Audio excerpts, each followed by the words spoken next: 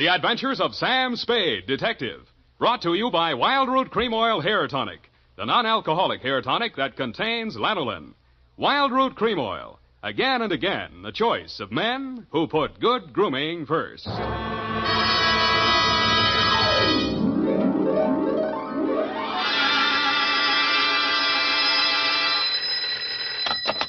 Spade Detective Agency. Sam, sweetheart. Any calls? Only one, Sam. Lieutenant Dundee of Homicide. He wants you to drop around so they can get your formal statement. No hurry, not now.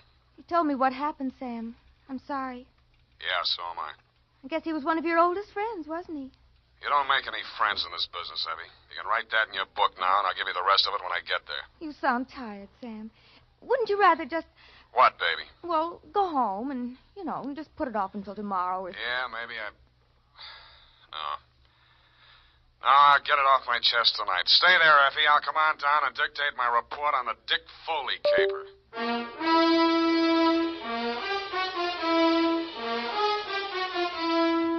Dashiell Hammett, America's leading detective fiction writer and creator of Sam Spade, the hard-boiled private eye, and William Spear, radio's outstanding producer-director of mystery and crime drama, join their talents to make your hair stand on end with the adventures of Sam Spade. Presented by the makers of Wild Root Cream Oil for the hair. No two ways about it, folks. Hair that's well-groomed can make all the difference in the world to a person's overall appearance. That's why so many men, women, boys, and girls are turning to the famous non-alcoholic hair tonic with lanolin, Wild Root Cream Oil. Wild Root Cream Oil grooms your hair neatly and naturally, relieves dryness, removes loose dandruff.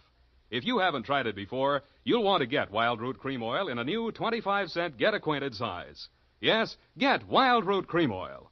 Again and again, the choice of men and women and children, too. And now, with Howard Duff starring as Spade, Wild Root brings to the air the greatest private detective of them all in the adventures of Sam Spade.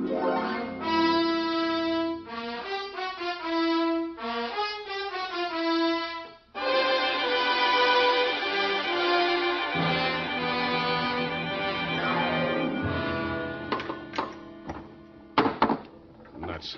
Oh, here, Sam, let me. Am I that shaky? Say when.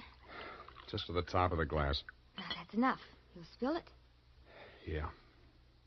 Sam, what you said over the phone about not making any friends in this business, you didn't really mean that, did you? Forget it. You can label this, file on Dick Foley. Date, fill it in. Yes, Sam. To Dundee at Homicide, I guess, from Samuel Spade, license number 137-596. The facts are all here. If you can dig a formal statement out of it, you're welcome. I'd known Dick Foley ever since I took out my license. We'd worked several big capers together back in my days as a Continental Lot. He and Mickey Lanahan and I. Then he and Mickey opened their own office, Foley and Lanahan, Private Investigations. 5 years back, Mickey stopped the slug, and since then the sign on the door read Dick Foley, Detective Agency. I'd seen Dick maybe 4 or 5 times in the last half a dozen years just to have a drink and chew the fat about the good old days. He never talked about his private life. I assumed he didn't have any. So when I went to his office the day before yesterday in response to his call, I was surprised to find him in a clinch with one of the most beautiful nails I've ever seen. Oh, Sam. Well. Shall I come back after lunch? Sam, this is Maxine, my wife. Well, you don't deserve it, but I'm happy for you. I'll return the compliment, Sam. I've wanted to meet you for years, but Dick wouldn't introduce me. Now you know why. Well, you run along, honey. Sam's here on business. All right, Dick. You can bring Sam home to dinner if you like. There's plenty. If he's not too busy, but don't count on that. Well, try anyway, won't you, Sam? I will indeed. Bye now. Draw up a chair, Sam. Sit down. Oh. What's on your mind, Dick? You remember Claude Spicer, that grifter I sent over for that jewelry store hike back in 43? You never told me you were married, Dick. I'm very happily married. Now, please pay attention. Claude Spicer, yeah. Yeah, I remember the caper. Wasn't there a dame involved? Well, Spicer had a girlfriend, but the cops gave her a good bill of health. Spicer went up for a 5-year stretch. They sprung him last month. Whatever happened to that dame? Now, look, about Spicer. He gunning for you? You hit it. How scared of him are you? Well, enough to ask you for help, Sam. What's eating him? Just revenge? Sam, I wouldn't tell this to anybody but you. But all the facts of that caper didn't come out at that time. I saw to that. How come? Well, I couldn't have stayed in business in San Francisco if it had been generally known that my partner was the inside man on that jewelry store heist. Mickey? Yeah, Mickey Linehan. You and I are both great at choosing partners, Sam. They both deserved what they got. Only one difference. I sent up the killer that plugged my partner. Some people thought the way you gave evidence at Spicer's murder trial wasn't so hot. Well, he was alibied, Sam. In fact, the robbery was his alibi for the murder. I don't know how he managed it. I've been trying for 5 years to figure it out. Spicer's afraid I might succeed someday. That's why he's out to get me. What's he waiting for? Oh, I don't know. He won't do it simple. He'll have a fancy plan like the other time. He's tricky. Where's he staying? At the Belvedere. Here's his mug. I kept a plant in the building for a couple of days, but he stayed holed up in his room. I think he spotted me. Okay, Dick, I'll give it a buzz. Now, wait a minute, Sam. Yeah? I'm not asking you to do this for love. Standard fee, 25 in whiskey money. Okay? Forget it. This one's on me.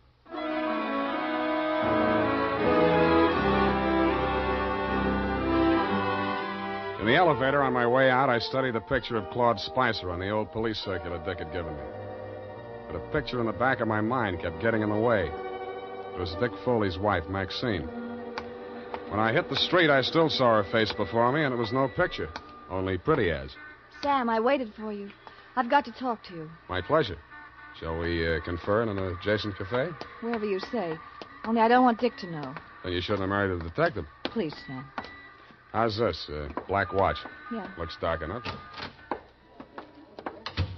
Oh, that booth in the corner, it's secluded. Why not? Slide in. Oh, no, over here, stupid, not facing the street. Oh, sorry. I'm not much good at this sort of thing. Sam, I'm not asking you to tell me what it is, but if he's in really bad trouble, I think I have a right to know. What makes you think he's in trouble? Well, I'm not blind.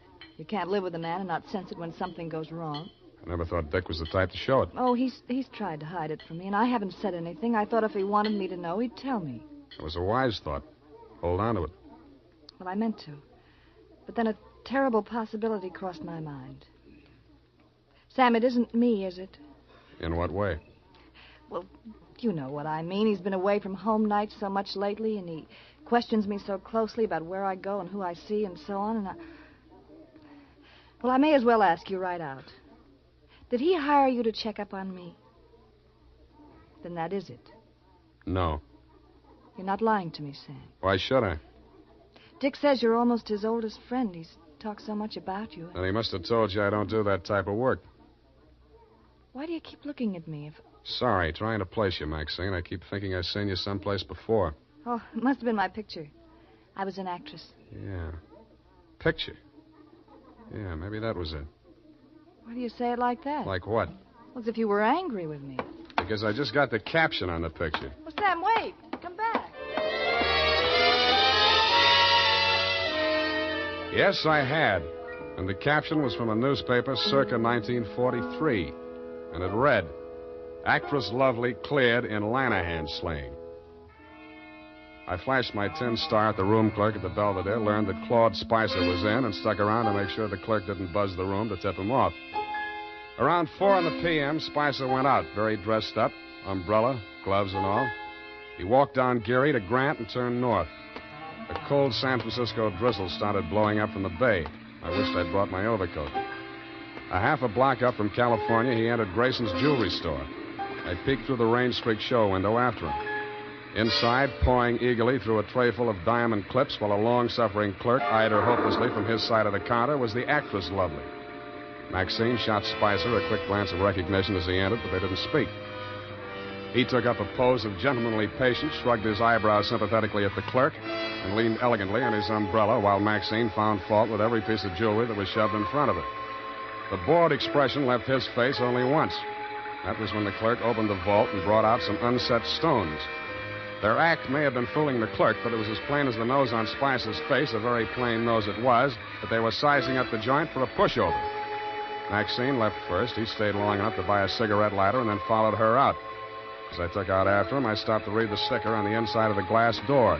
It said, These premises protected by Dick Foley Detective Agency.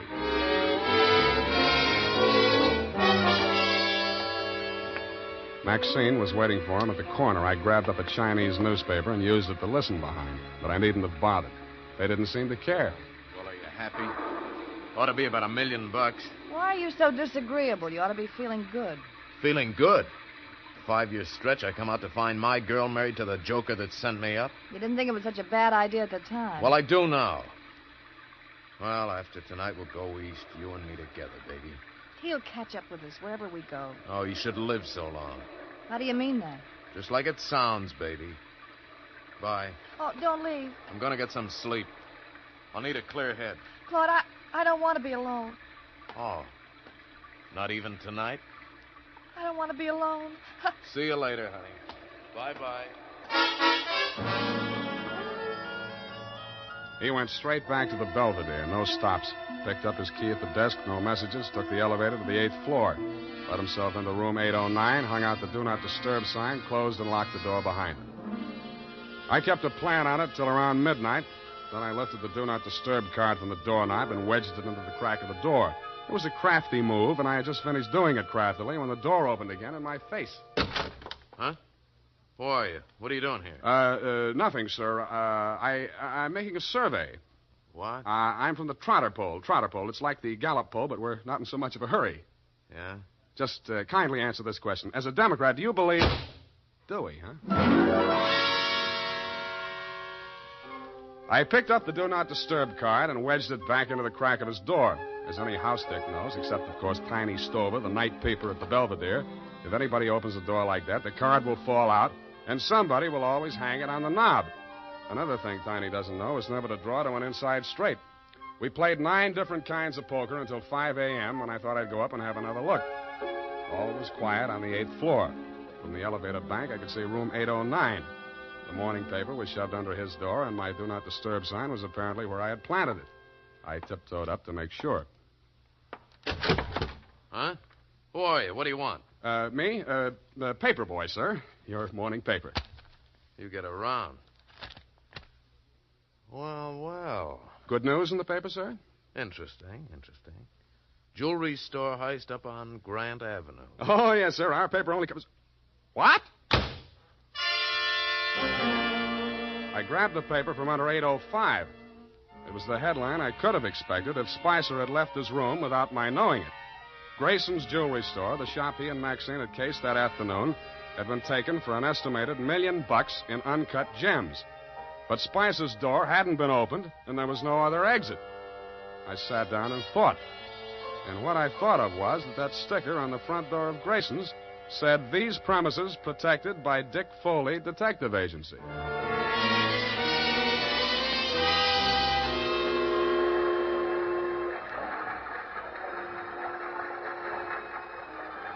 When the 6 a.m. Oakland ferry boat felt its way blindly out of the slip, Claude Spicer was aboard, and so was I.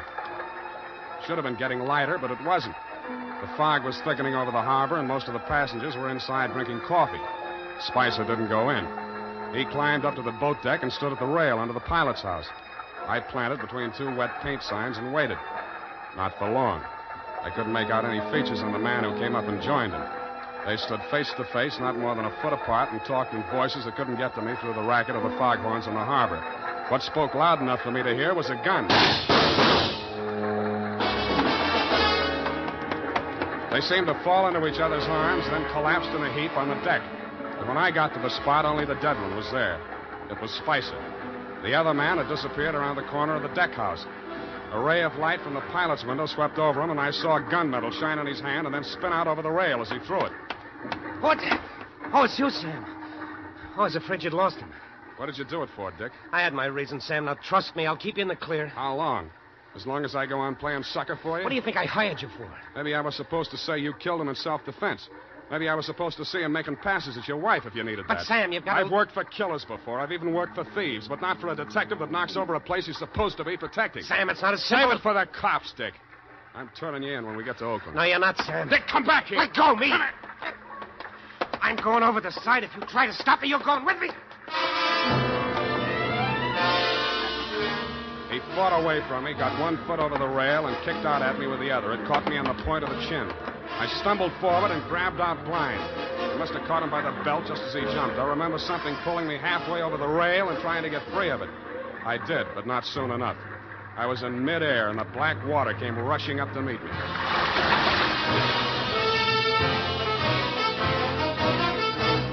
The makers of Wild Root Cream Oil are presenting the weekly Sunday adventure of Dashiell Hammett's famous private detective, Sam Spade.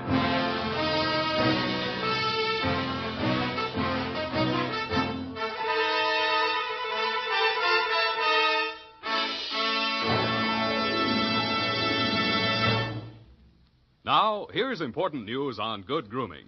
If you want the well-groomed look that helps you get ahead socially and on the job, listen. Recently, thousands of people from coast to coast who bought Wild Root Cream Oil for the first time were asked, how does Wild Root Cream Oil compare with the hair tonic you previously used? The results were amazing. Better than 4 out of 5 who replied said they preferred Wild Root Cream Oil. Remember, non-alcoholic Wild Root Cream Oil contains lanolin. It grooms the hair naturally, relieves dryness, and removes loose, ugly dandruff. So if you want your hair to be more attractive than ever before, get the generous new 25-cent size of Wild Root Cream Oil, America's leading hair tonic, on sale at all drug and toilet goods counters. It's also available in larger economy bottles and the handy new tube. Get Wild Root Cream Oil. Again and again, the choice of men and women and children, too. By the way, smart girls use Wild Root Cream Oil, too. And mothers say it's grand for training children's hair.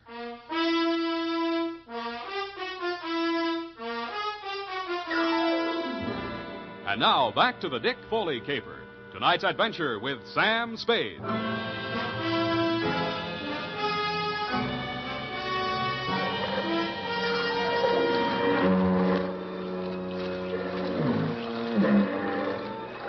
I found myself mechanically keeping afloat somehow and trying to get out of my coat. I felt heavy and logged as if I'd swallowed gallons of water. The murk hung low and thick. There was nothing else to be seen anywhere. I swallowed what felt like several more gallons before I got rid of the coat. From out of the misty fog blanket, from every direction, in a dozen different keys, from near and far, foghorns sounded. I stopped swimming and floated on my back, trying to determine my whereabouts. After a while, I picked out the moaning, evenly spaced blasts of the Alcatraz siren. But they came out of the fog without direction. Seemed to beat down on me from straight above. I was somewhere in San Francisco Bay, and that was all I knew. And I suspected the current was sweeping me out toward the Golden Gate. Then a light came up ahead of me suddenly. A boat passing a few yards away. I lifted my head and screamed. But the boat siren, crying its warning, drowned out my shouts. It went on past, and the fog closed in behind it. Then I heard a new sound. Seagulls. I swam towards it, and it seemed to get lighter. Part of it was the dawn light beginning to cut through the fog blanket. But there was also a strange-looking man standing on the water and waving a green lantern back and forth. I yelled at him to wait for me, and a seagull got off his hat and flew away. When I got closer, I saw that it was not a man, but only a buoy, channel type. I used all the strength I had left to drag myself up on the base of it and let it rock me to sleep.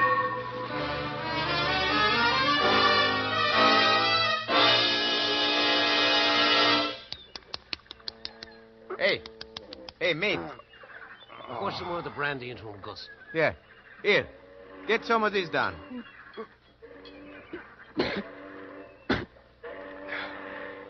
Where are we? Hey, it ain't heaven. You can tell that by the smell.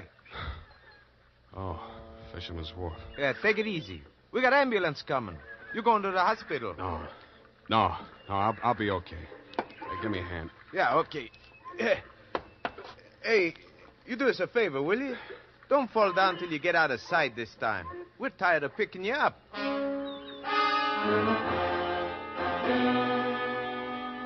I thanked the two kindly old fisherfolk for their interest in my welfare, totted up the pier, fell into a taxi, and went home. While I soaked out some of my aches and pains and chills, I did some stewing about the caper so far and stewed up enough anger to carry me through to the finish. I checked the Coast Guard for news of Dick Foley. They told me his body hadn't been recovered yet. I got dressed and went over to his office. The cops hadn't been there. I went through the file cabinet. And what I found under Foley Private had me so interested that I didn't hear Maxine come in until she closed the door. What are you looking for? You, baby. I'm for you. Sam. Come here. Oh, Sam. Nice. Oh, you dirty. Now, don't be mad, Maxine. A gun makes a woman bulge in the wrong place. It's not my gun. We'll see. Sam, Shut up. Now, starting with the rap Spicer went up for, the same pattern. The way you worked this one tells me how you worked it the first time. You get something on a private detective. The first time, 5 years ago, it was Dick's partner, Mickey Lanahan. Yeah. I don't know what Spicer had on him, but I do know he forced Dick to knock over Grayson's jewelry store last night. I won't listen to you. Okay, I'll talk to myself. I'm not saying you killed Mickey Lanahan, but Dick did frame an alibi for you, didn't he? Didn't he? Oh, you're hurting me. Good. Try spending a night swimming around in circles in the middle of the harbor sometime. See how you like that. All right, it's true. Dick did help me out of that old jam. I'm not ashamed of it.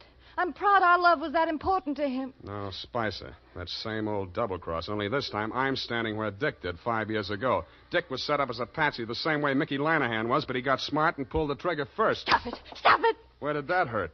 You fool. I loved Dick. Yeah. I loved him. That's something you can't understand. But it happens that way, no matter what people are. You sound as if you really mean that. But you're a little late, aren't you?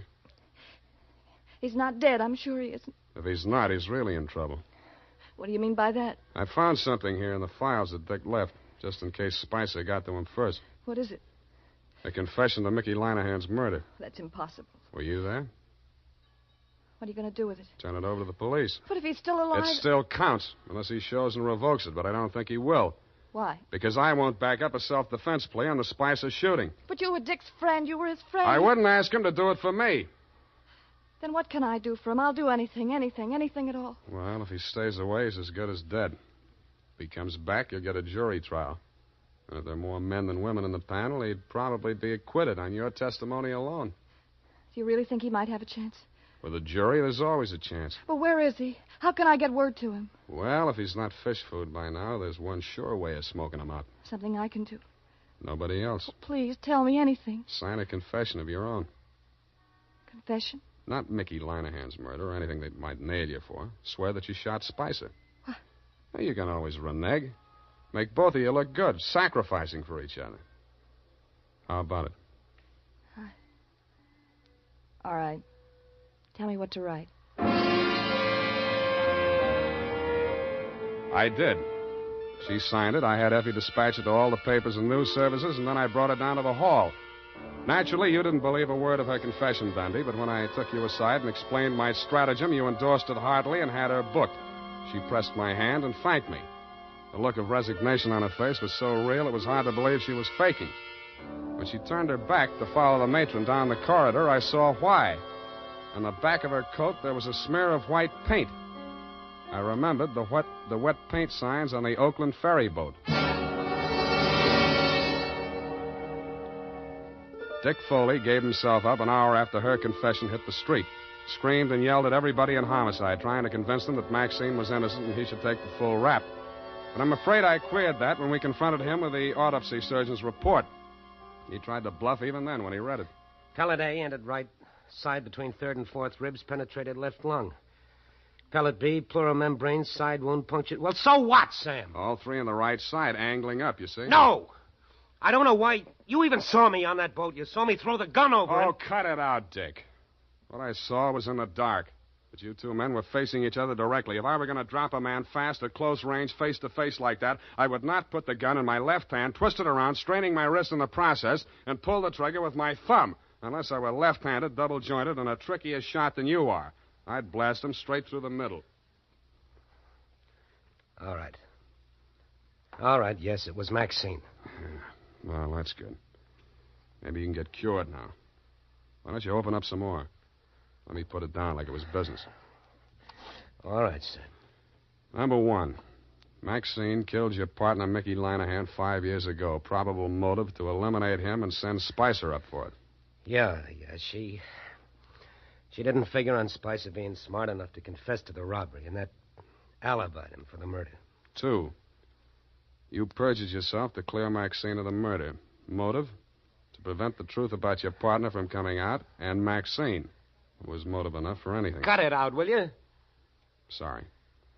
3, Spicer forced you to team up with him in the jewelry heist. How? Well, he threatened to make a full confession as accessory to Mickey's killing. I would have put the whole works on Maxine and leave him in the clear. Yeah. Can't be tried twice for the same crime. 4, you decided to rub out Spicer whether you could beat the rap or not and clear the books once and for all. So you pretended to play along with him, told Maxine to do the same, and called me in as umpire. Yeah. Sam, I'm sorry.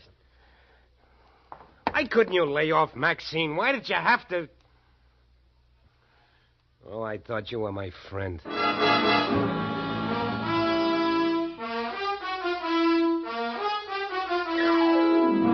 And that's about it. Period. End of friendship. Oh. You mean the confession that you tricked her into making turned out to... That's it, Effie. Oh. What'll happen to him? Hmm? What about Dick Foley? Dick? Oh, they got him on a number of things, I suppose. May take some time out of him. But I think he'll be an okay guy again. With her out of the way. With her out of the way. Sam? Go and type it up, will you? It's late. I want to get out of here.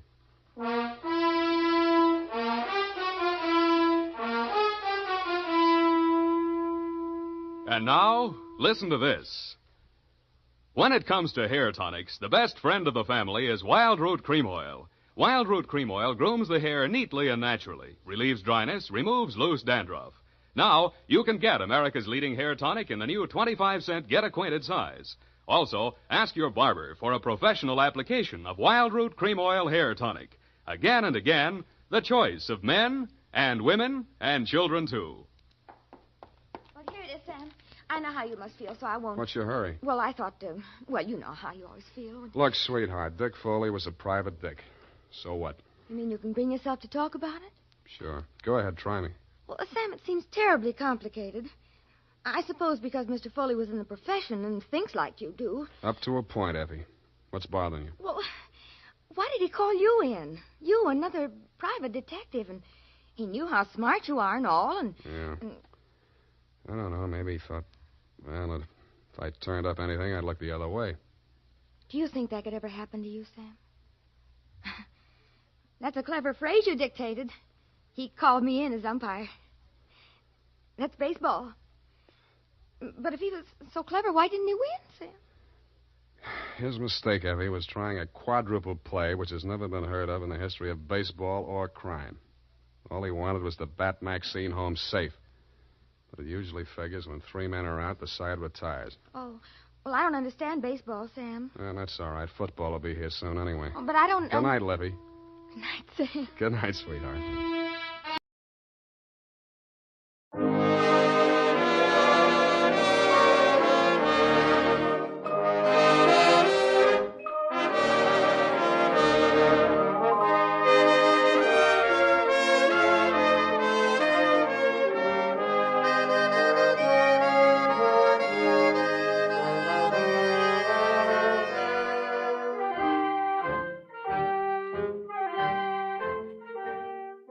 Tonight, we again present the famous Mr. Chameleon of Central Headquarters in his most famous cases of crime and murder. For those who do not know who Mr. Chameleon is, we give a quick sketch of his character. Born of a well-to-do family and a college man, he tried from childhood to live up to the name he bore, Chameleon, by taking on the color of whatever situation in which he found himself, appearing in endless guises, finally entering the police force where he became known as Chameleon, the man of many faces, the underworld's most...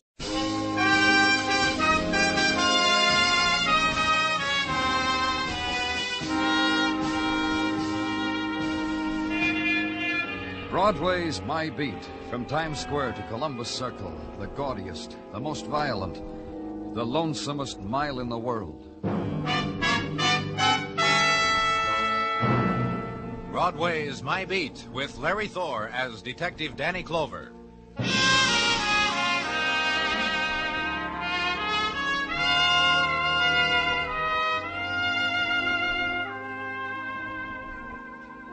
When it's October and the night has slipped down over Broadway, the street is spangled with autumn strollers. They come here, the seekers after something or other, pick a doorway with promising neon, pick a smile and run after it, pick a postcard, write home about it.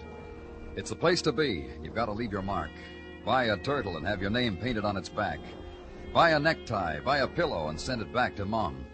Sometimes you'll be lucky and get lipstick on your handkerchief. But the odds say you'll buy a newspaper and go to bed. But it's Broadway, kid, and you've had it.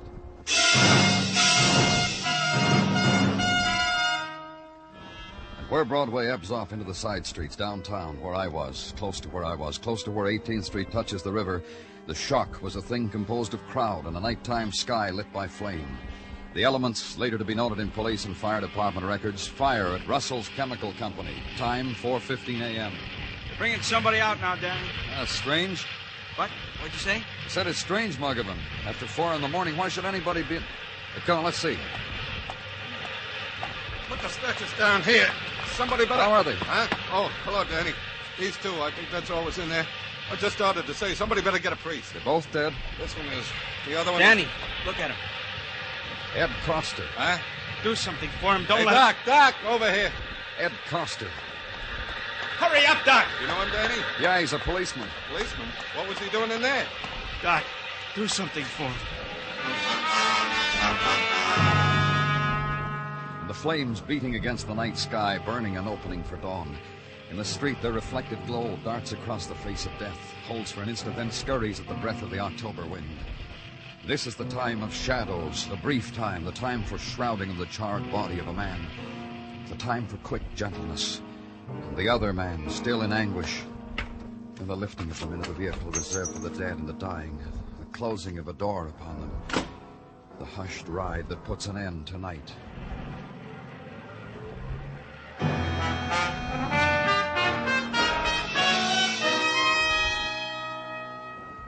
And in the morning at headquarters, watch the sergeant lift a phone, dial a number, and after a silence, ask for news of a man who was known to him, who was a friend. It's me again, Dr. Sinsky. About Ed Coster. Any change? No. Thank you, Doctor. I'll keep calling. Gino. What do you want? Ed, how is he? You heard? No change. Hits us all, Gino. Coster's that kind of man. Ed's been to the Tartaglia house, dangled a Tartaglia child on his knee. He'll make it. Ed'll make it. Sorry, Danny. I keep thinking about Ed's wife, Vera. I keep thinking... You got something for me, Gino? Yeah, I got something. I'm sorry, Danny. The man found with Ed, the dead man. Technical checked up on him.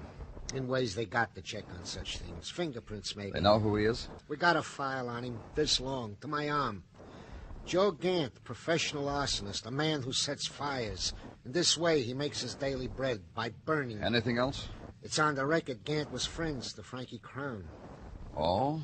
How were they friends? Gant once lit a playful little bonfire in a machine shop concern. Frankie Crown bailed him out, treated him to Frankie's lawyer. Gant got off. Let's see Frankie get out of this one. I hear Frankie's a big man now. Not that big. I'll want to talk to him. Yeah, but maybe you better listen to this other thing first, Danny. What?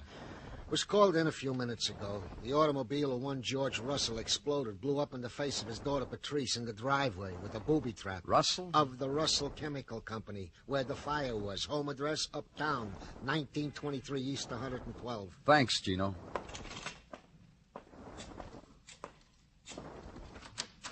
Dr. Sinsky? Me again. About Ed. Any change? No. I'll call again in a little while.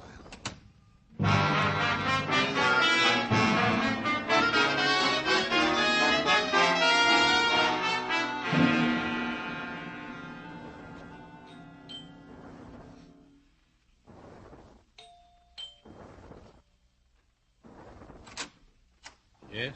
Mr. Russell? Yes, what is it? My name's Clover, police. All morning long, you police. Mind if I come in? I suppose you may. In here. This is my daughter, Patrice. Mr. Clover, another policeman. Hi. How do you feel, Miss Russell? Got my pinching hand in a cast. Oh, the disadvantage of it all. Wait till Jimmy sees it. Patrice. It was your fault, Daddy. Wasn't it his fault, Mr. Clover? I understand your car blew up this morning. Not mine, his. Daddy's. What happened? Her car is in the garage being repaired. I loaned her mine. You see how it's his fault, Mr. Clover? He spoils me.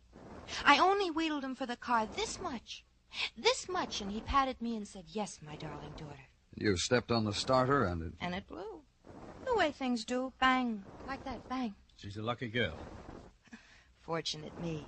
Hand in a sling, gauze on my cheek, and plaster dappled with it.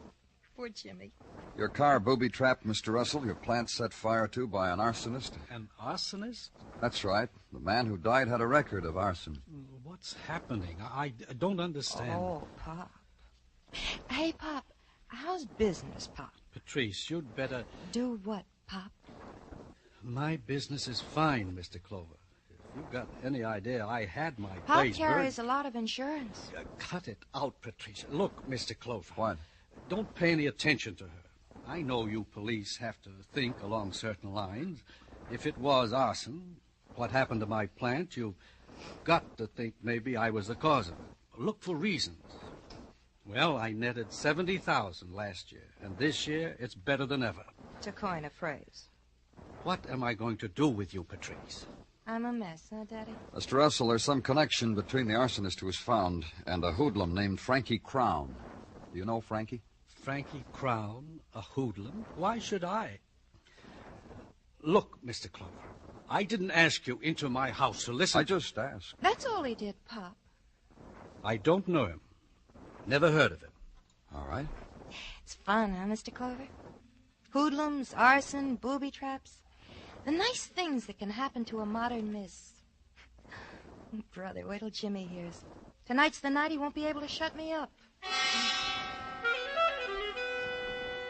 And consider the girl for a moment. Consider the delight she had found in the touch of horror upon her. Then the intrusion of her father's face, stricken with the sudden, fleeting understanding of the girl. Then turning to you, trying to smile, trying to erase the impression his child has made. She's suffering a shock she doesn't understand, Mr. Clover. She doesn't know why. And the girl looks up, laughs at him. And leave them like that.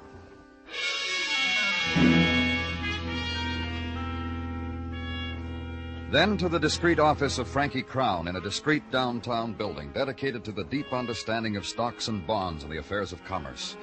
The shiny new setting for Frankie Crown, hoodlum, alley boy, friend of dead arsonists. And Frankie holds out a discreetly manicured hand to have it shaken, only it doesn't happen to him. Well, have it your own way, Danny. I thought it would spark something between us if you shook my hand. You're a long way from home, Frankie. Blessed. That's me. I've been blessed. Wipe your hands of the old life and a new world shivers on the horizon waiting just for you. Gotta try it, Danny. Been to any good fires lately, Frankie? Oh, busy. Frankie Crown has been so busy you couldn't conceive. No fires, no street dances, no fun anywhere. The penalties of the new life, Danny. A friend of yours was at a fire, though. I got crazy friends. They flip over the craziest things. Joe Gant, arsonist. Friend of yours, Frankie. Somewhere in the back of my brain, the name Gant shivers. Help me, Danny. The consensus is he set a fire early yesterday morning at the Russell Chemical Company. He died in it. Can't. You bailed him out once, favored him with your private lawyer, got him off. Joe Gant. I did all that for him, huh? We got a memory course at headquarters, Frankie. You just signed up. Don't get hard, Danny. Doesn't suit you. I always said about Come you... on. The touch of your hand brought it back to me. Gant. Someway's got a mother. I know because she came to me that time, cried on my sleeve. Please help Joe, she cried. He's a good boy, she cried. Made my eyes water how with my dough and lawyer Joe Gant was going to reform, so I gave in. I break up at a mother's tears. Maybe she'll cry some for me. You going looking for her? No, don't bother, Danny. I bought her a place in her old country. She impressed me so much as a typical mother. You close all the doors behind you, don't you, Frankie? The mark of a polite man to close doors. How about the one on George Russell? It come over the tape. The Russell plant burned to the ground. This morning his car blew up in his daughter's lap. Out there's a door that's never been opened to me, Danny. The Russell door. I'm blessed, huh? Absolutely blessed. You get out of there, back to headquarters, sit at your desk and shuffle your thoughts. The coincidence of a booby-trapped car and a fire. The link between a hoodlum, newly respectable, and an arsonist, newly dead. And another man, a businessman who had a daughter. You try to find a category for her. Try to find... Danny Clover. Dr. Sinsky, I'm calling from the hospital. How's Ed Coster? Get down here, Danny, right away. And go there. And the only sound in the corridor is your footsteps. A sound that hurries toward pain. Open a door and find it.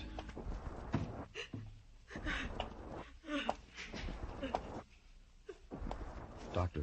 He's dead, Danny. Vera. I'm sorry. Ed. Oh, Ed.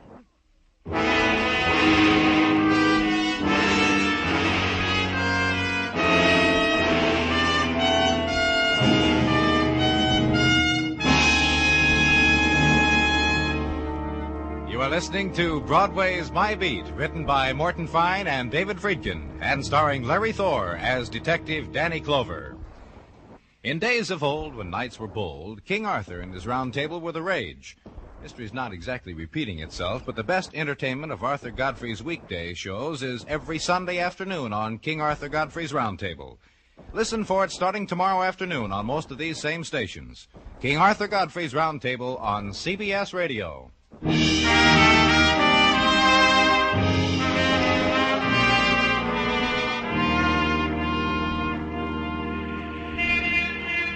The October wind shrills through Broadway's corridors, sets in motion the light bulbs dangling from twisted, frayed cords, grates the new autumn soot against scarred window panes.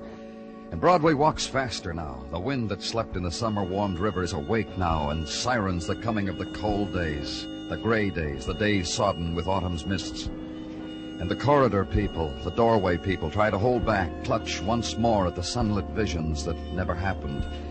But the October wind shrieks it out of their hands, pushes it into a corner with the rest of the debris. That's how autumn happens to Broadway, kid. Go fight it.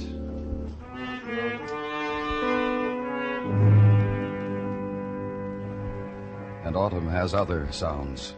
The lingering overtones that float in from a hospital corridor.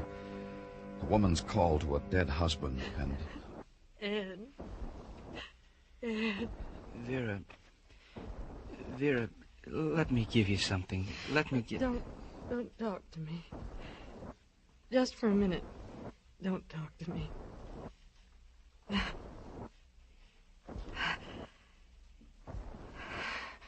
Vera. It's all right now, Danny. Empty. Nothing. There's no more crying left in me. I'll get you something, Vera. Something it says on the bottle that makes you feel better. I told you, Doctor. There's nothing I want.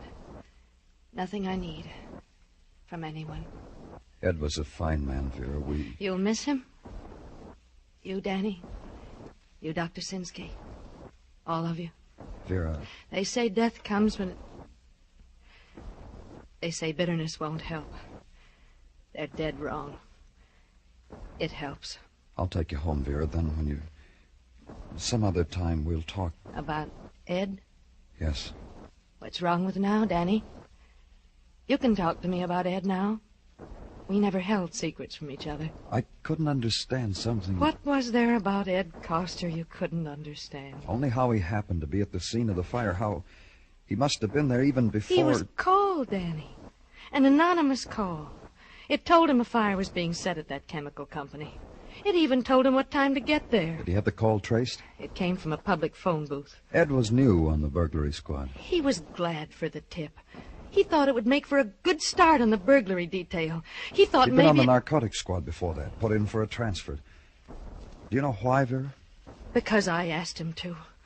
Because I didn't like the idea of his being in the narcotics squad. It didn't fit Ed. Ed was fine. A good man. He gave me all his love. All his generosity.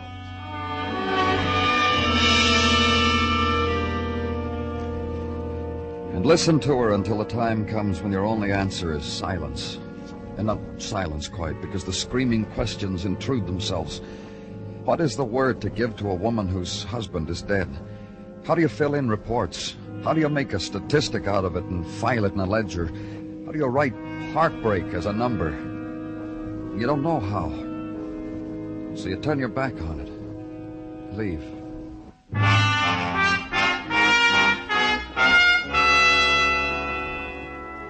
And to headquarters again. Call in Detective Muggerman. Tell him to get out the record of Ed Coster. And wait. And a while later, a door opens and Detective Muggerman walks in. I got it, Danny. Okay, put it down. Aren't you going to look at it? What's the matter, Muggerman? You restless? I'll look at it. I know you will, but I think you ought to look at it right away. Look, Muggerman, you... All right, then I'll show you. Hey, you see it? Here. This arrest, June 12th this year. Patrice Russell. Uh-huh. Ed arrested her for the possession of narcotics. Now you know why I wanted you... Take it, Muggerman. Lieutenant Clover's office, Muggerman speak. What? Bad? Oh, sure, right away. Danny. Uh-huh. A bomb was thrown into the home of George Russell. When? A few minutes ago into the living room. The fire department... Let's go.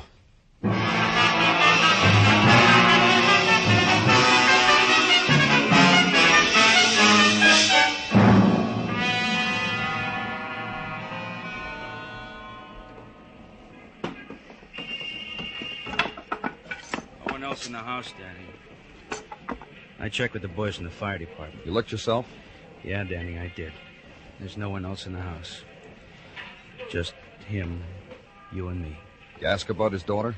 Woman in the crowd outside told me she saw her go out a couple of hours ago. Described her wearing apparel right up to her hat. The woman in the crowd leans out her window and notices things like that about her neighbors. You make a note of what the girl was wearing? It happens to me like a reflex now, Dan. They tried to kill Russell once before. This time they made it. Can't we go into another room and talk, Danny? The way it hit him at the... In a minute.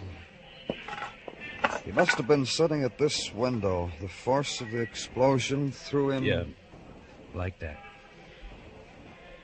They sure wanted him dead, didn't they?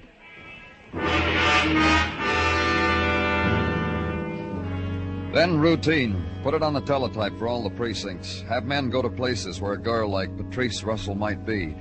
Wait. Patrice Russell is at none of these places. Then an all-points bulletin, find Patrice Russell. And more routine. Out of your office, down 2 flights of steps, down a corridor, open a door. And for all that effort, a man named Gordon greets you. Close the door, Lieutenant.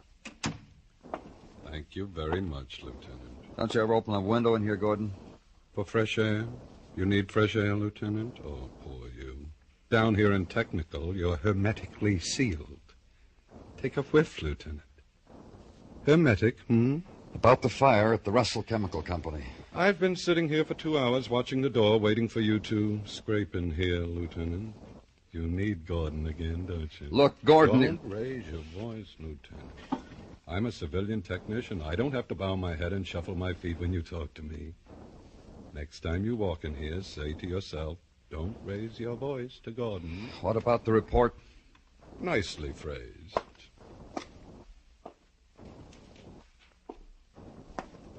Here. In case the 3-syllable type words make you scratch your head in utter dismay, I'd better tell you. The fire was not only set by an arsonist, but there was an explosion. Explosive neatly placed to explode at a comparatively low heat. It was a... Danny, I got a morsel for you. You close the door. Close it yourself. Let's get out of here, Gino. I said... I heard what you said. Come on, Gino. What have you got? Patrice Russell. Detective Fuller spotted her in the village. She climbed the stair, went to a party at 1212 Bank Street, where she is at this moment. Thanks, Gino.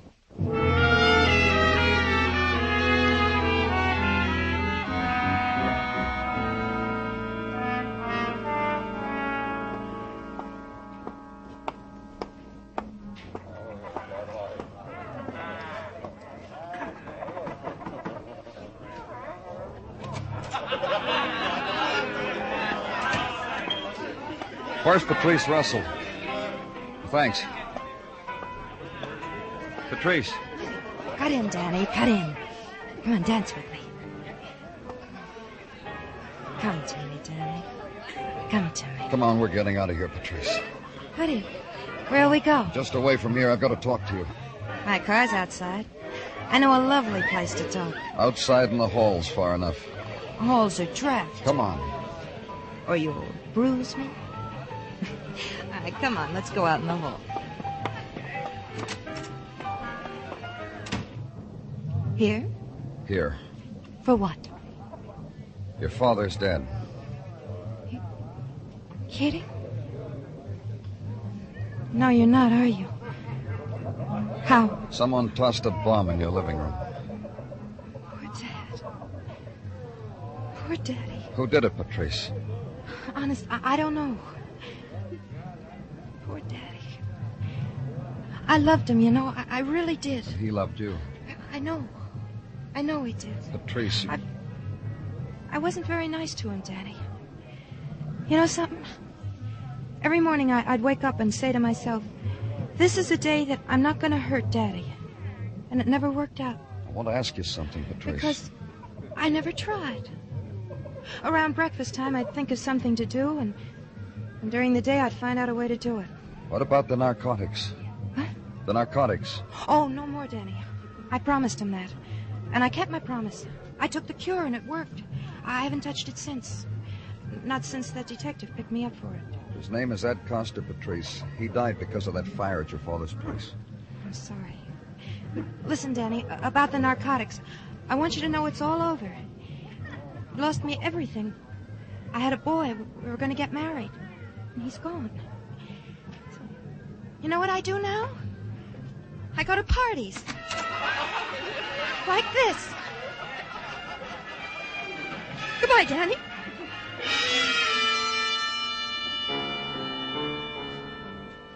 And leave her. Leave Greenwich Village. Ride uptown to the one stop you had to make. The final stop. In front of a canopied entrance to a gray stone apartment house. Have your badge sniffed at, then be told the man you're looking for is a penthouse dweller. Find the elevator, press a button because the man you want is 30 floors away. Get there, and the man you want is waiting for you as you step out. Hey, come on in, Danny. Thanks. Yeah, like Frankie's new house, Danny? Classy. Wait till I show you outside. I got the city for an awning. Come on, I'll show you. All right. My Manhattan Tower, Danny. I'm happy for you. You figure on renting a place like this? That's why you come to look? Uh-uh. And then what? I want to take you away from all this, Frankie. Too much sweat got me here, Danny. It isn't going to be easy. Not hard. Just a walk to the elevator and a ride downtown. There were times when that could happen to Frankie, no more. It's going to happen. It's got murder in it. What are you talking about? George Russell. What about him? Dead. Had a bomb pitched through his living room window. Rumors said you used to do things like that, Frankie. Rubber balls through tenement windows when I was a kid. I give it up. No future. It all gets back to Joe Gant, Frankie. Come on, Danny. You're in a classy place. Make classy conversation. What about Joe Gant? The connection between you and Hugh. Finish the visit, Danny. I got a dame. It'll wait.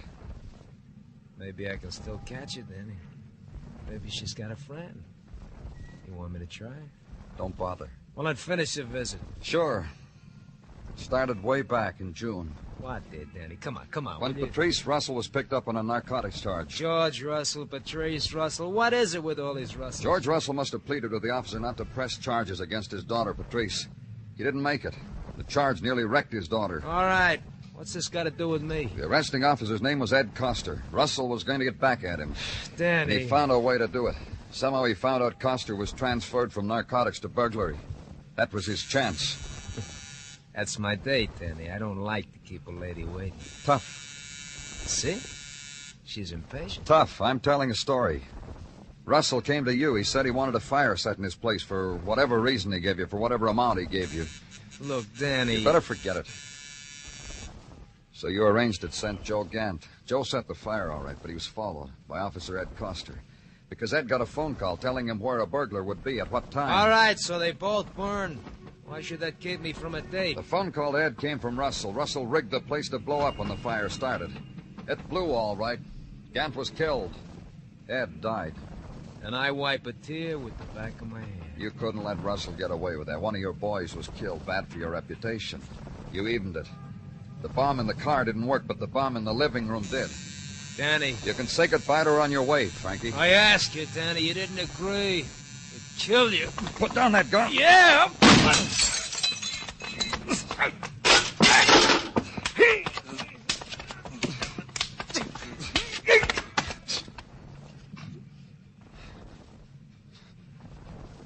You're not going to get to say goodbye to her, Frankie. She went away.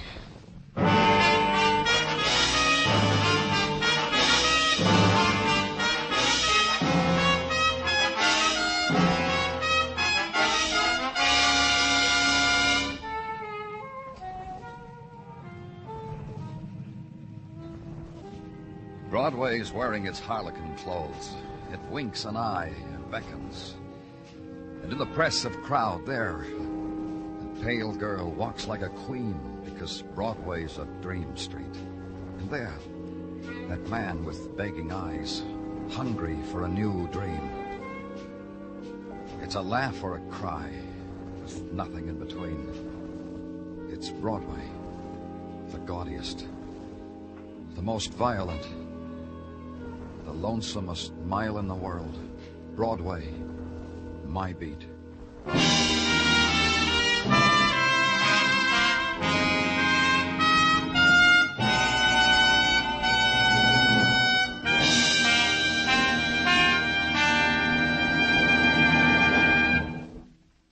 Broadway's My Beat stars Larry Thor as Detective Danny Clover, with Charles Calvert as Tartaglia and Jack Crucian as Muggavan. The program was produced and directed by Elliott Lewis, with musical score composed and conducted by Alexander Courage. In tonight's story, Anthony Barrett was heard as Frankie Crown. Featured in the cast were Michael Ann Barrett, Paula Winslow, Herb Butterfield, and Ed Max.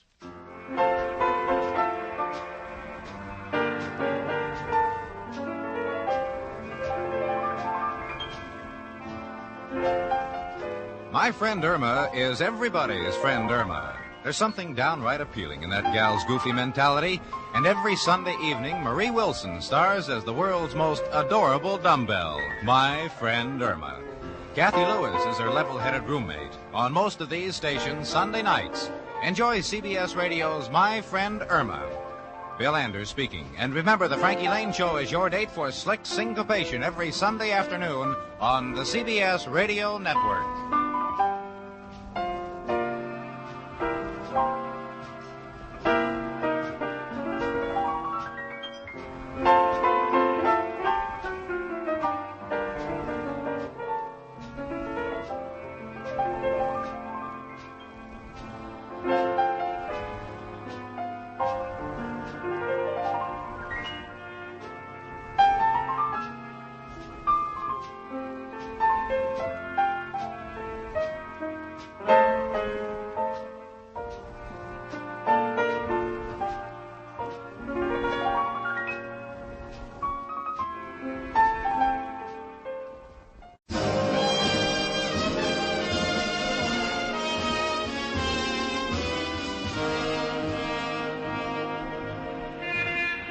Broadway's My Beat.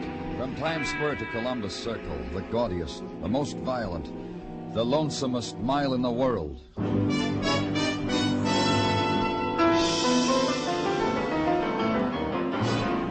Broadway's My Beat, with Larry Thor as Detective Danny Clover. The November night has a good hold on Broadway now, and Broadway purrs in its embrace, rubs its cheek against the cool touch, then stops fighting it. And the glitter explodes, the neon rockets its scarlet into darkness, bursts into wishing stars, cascades down on the happy event. The laughter, hoarded during the week, is spent freely now. And the budget of dreams, have one, kid. It's on me. It's the long night before Monday. Give into it.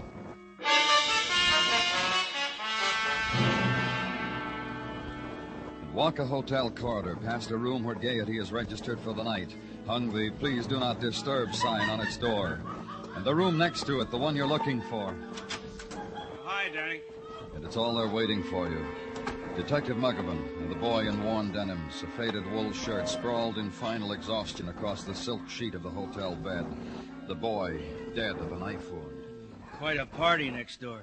You think in a hotel this class, they thicken the walls. All right, Muggavan, but what else have you got? The kid there, stabbed under the heart. Couldn't find the knife, Danny. Couldn't even pry a visitor out of the hotel management. They're discreet, they tell me. Don't notice unannounced visitors, like this kid must have had. That's why... Well, just tell me what... I was going to say, Danny, they're so discreet in this hotel, that's why the party keeps going next door. Nobody knows there's someone dead, except the manager and a couple of bellhops. What made them sit up and take notice? Kid's phone was off the hook. Kept lighting a light on the switchboard. But nobody said they wanted anything. A bellhop came up to find out why. Well, who is he? Registered Joe Blair.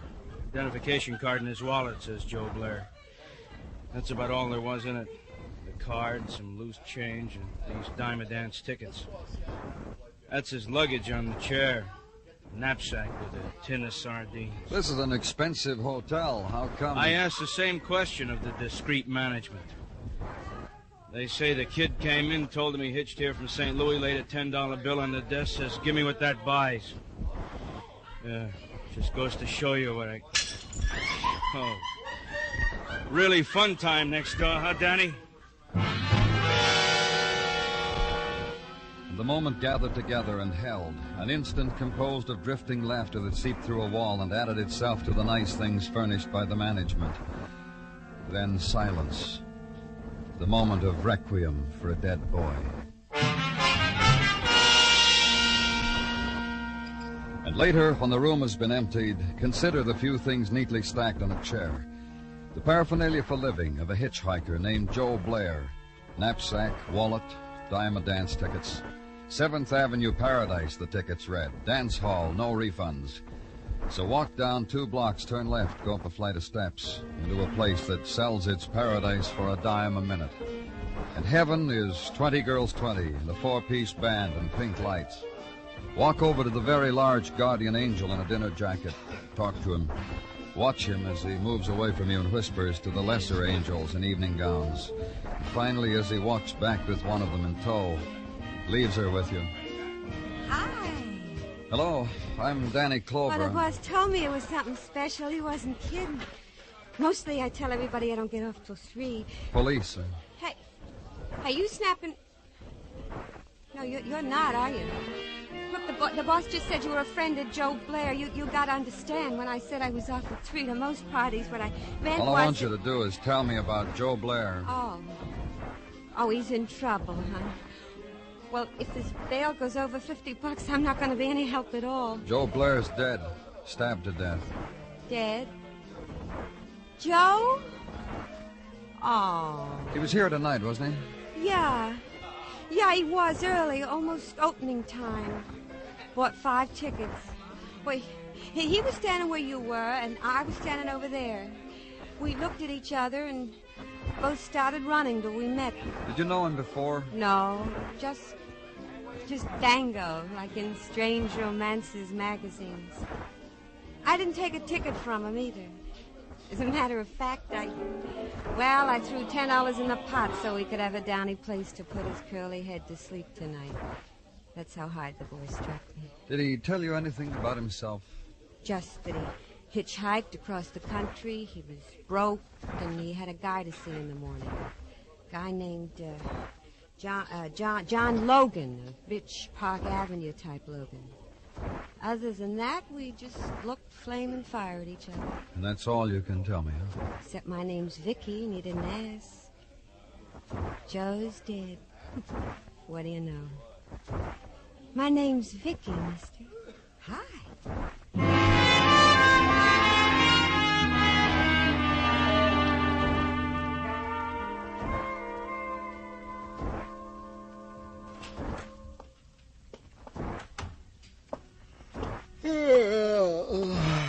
Excuse it, Danny. But, you know, I get the message. You know it's late, you're tired. Give me what you got, then you can go home. Those words, like a goodnight kiss. What I've got. To wit, having checked the Logans who breathe Park Avenue's air, I have come up with a Logan who fits our bill. A John Logan, to whose household over the phone, the name of Joe Blair, deceased of a knife, is not unknown. You talked to him? Well, how could I, Danny? Said John Logan is now in Europe, where he has been for 6 weeks, where he is partaking... Who did you talk to? To a wife, I think. She said she was a wife. She said, yeah, I know a Joey Blair, but don't bother me no more with it, she said, as I am on my way to a ball. In the morning, bother me, honey, she said. Honey, she said, to a stranger. You did good, Gino. Go home. You honest think I did good, Danny? So's I can relay to Mrs. T. Did you honestly... Hey, kid, you Danny Clover. Look, you. Danny Clover's closed for the night. Sorry to keep you, Danny boy, but tonight you loaded me with a big sorrow. This big, maybe bigger. Who are you? You walk by me maybe 8, 12 times a day, and I don't register with you, huh, kid? No, you don't. Warm your hand in Tommy Caps, Danny boy. Tommy Cap. Address, Broadway. Profession, Broadway. You said I made you sad. Why? You come to my girl, and you don't dance with her. Vicky Harper? You don't dance with her, and all it costs is dimes. You talk to her about a hitchhiker what stabbed in a class hotel. This kind of schmooze upsets an innocent thing like Vicky. Gives her migraines. Up here. I come to protect her from... Can't she take care of herself, Tommy? Take care of herself? She's so stupid she gives a vag $10 to sleep on silk. That's my Vicky. Innocent, good-hearted, generous with her cuts from dimes. For this, she has to suffer from policemen who come bearing only murdered hitchhikers. Why? Stick around, Tommy. We can make you suffer, too. Because maybe you reached Joe Blair. Because maybe... God, your man's a comic. He's a comic because I got an alibi 10 blocks long. I'll give you addresses, kid. I'll treat you like a baby while you check. I'll check. Good night, Gino. Hey, Danny, kid, how's about I give you a lift home? My car's outside. We can go any... No, thanks. How about you, Sarge? I'll ride you home to wherever you live. Brooklyn, the Bronx, Canarsie, wherever you want to go. Well, if you're sure it's not out of your way. What's out of my way? It's late, and I ain't had man talk for days. Come on, let's go, Sarge. Danny? Yeah, Gino? Just so you won't forget, I left a memo on your calendar to go see the Park Avenue Logan next AM.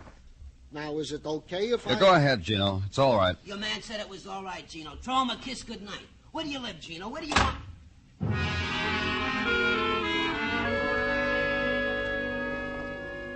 And go home. Back to the room and wonder idly at the fact that there were no unfinished chess problems to solve or stamps to paste in albums, things that a man in the profession was supposed to be good at before going to bed. Just go to bed and try again for the dream you had so long ago you've forgotten what it is and not find it again. Just sleep. Sleep and wake up to morning and dress again and coffee again and to work again. To the Park Avenue address of Mrs. John Logan. Stop at the desk of the apartment hotel and be given a floor number. 3 flights up and down a hall. And stop because a man and woman are standing in front of the door and start to turn away because they're embracing. Hey, you. And not quite make it. You, come here. See what you were looking for? I'm looking for Don't Mrs. believe him, Al. I never saw him before in my life. Sure, baby. You, say something real fine to me, Buster, like why you run up and down this hallway at practically dawn. Else, poor you, big and all, you'll bleed a lot. Oh, yes, you will. Police. Oh? Show me. That's right, Mrs. Logan. The badge says police. Oh, yes, you will. Yes, you will. Cut it out, Ruth. We got company, Albert. You call me Mrs. Logan, the way we said. Because I'm your employer, and I can hire you and fire you and hire you and fire you and hire You mind her? I don't mind it. You know, you're lucky, mister, being a cop at a time like this. I really would have. Right through that wall there, I'd have knocked you, and I could have. Barbell muscles. I lift them. Yeah, it's a fine form of exercise. I approve of it very much. Who are you? Hers? Mrs. Logan's bodyguard. Like she said. Hired to guard the body and the home and the welfare while Mr. Logan's in Europe. And I miss him, too. Don't you forget that, Albert. I don't want anybody to forget that. You or any of you. Or say, yes, ma'am, to me, Albert. Yes, ma'am. A boy named Joe Blair mentioned your husband's name, Mrs. Logan. How is old Joe? How's old Josie today, I ask you? Dead. Murdered. Old Josie's dead and murdered, Albert. You'd better get some sleep, Mrs. Logan. Look, mister, I was bringing her from a party. It's my job. Mrs. Logan, how do you know Joe Blair? Hmm?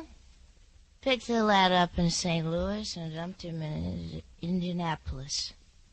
Hitchhiked with me. Hitchhiked. I told you, Albert. Yes, ma'am. On my way back from sunny California, driving along, there was he. In St. Louis, Mo. Knapsack on shoulder, thumb in the air, wind on his cheek. In Indianapolis, he moved over an inch toward me. I pulled up near a cop, smiled at Joe, and told him goodbye. My life with Joe Blair. You want anything else with her, mister? Yeah, I do. When she's sober, see that she gets that way. That's my job. Do it. I'll get around to you later, both of you.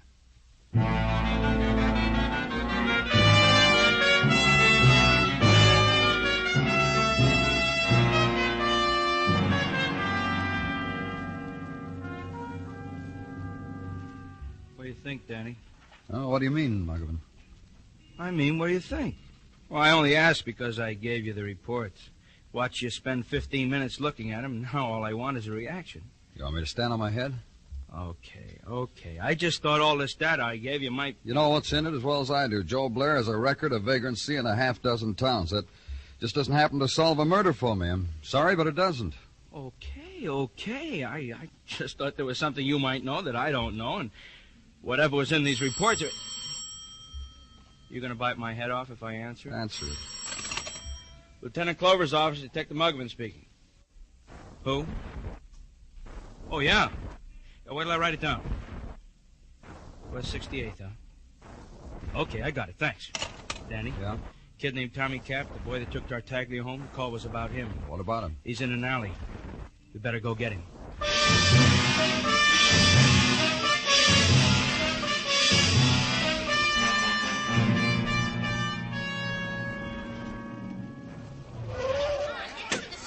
Oh, now, come on. Police officers, now let us through. Break it. Why don't you go home, lady? It's supper time. There he is, Danny. We got him, all right. Yeah, we got him. It wasn't that way at all. We didn't have him. The thing that had Tommy Cap, the thing that had fixed his hands in half-open fist, was something else. The heavy nail driven through a fence a long time ago, its point bared through a rotting 2x4. That was it. Tommy Cap had been pushed against it, and it held him, killed him.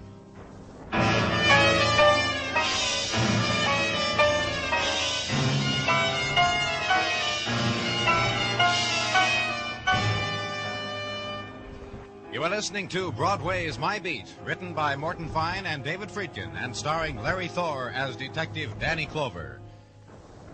The Sunday afternoon edition of CBS Radio World News Roundup, broadcast on most of these same stations, keeps you up to date at all times. There's hard-hitting news and analysis by noted CBS radio reporters Bill Shadell, Howard K. Smith from London, Charles Collingwood covering the nation's capital, and UN correspondent Larry Lasser. Every Sunday, CBS Radio's great team of correspondents and reporters give you their weekend of observations as well as the news that will shape history in the days and weeks to come.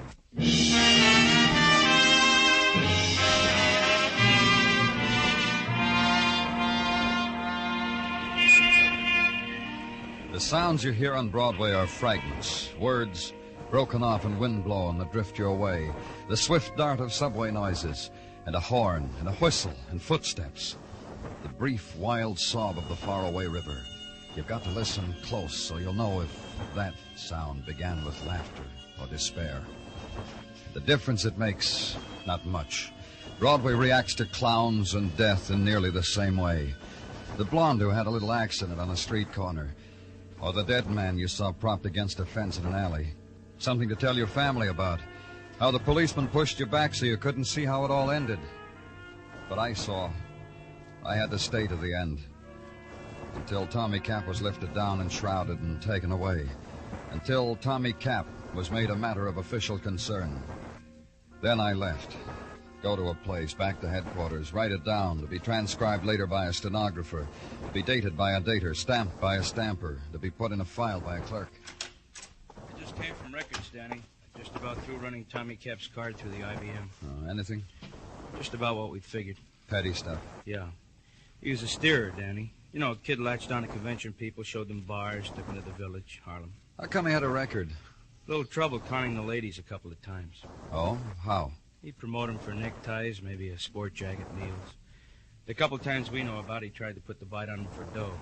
$200-300. Twice the lady squawked. Uh-huh.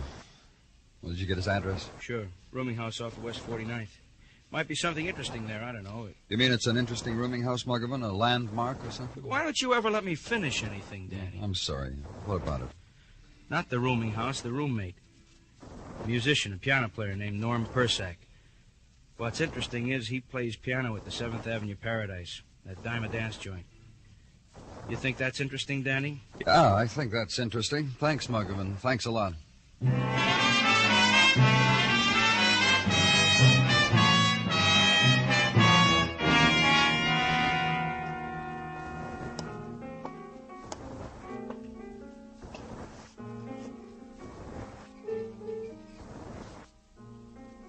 Man, I thought you'd never come. You Norm Persack? The one, the only Norm Persack. Come in, man. Don't stand in that open doorway. That way lies madness. First, you listen to this, man. You close your eyes and listen to this. All right. I just found it. I reached out, and there it was waiting for me. You hear that? You hear the melody? You hear the song? It's different. Yeah. You got a real taste for a policeman, man.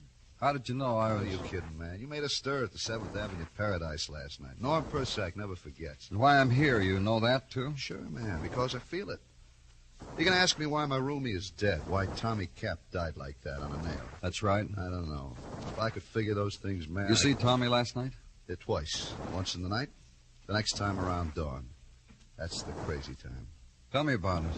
Night, Tommy walks in here, dons a Brooks Brothers suit, you know, with the vents in the back. You know? Yeah. Flips the vents at me, walks out. The other time? Dawn.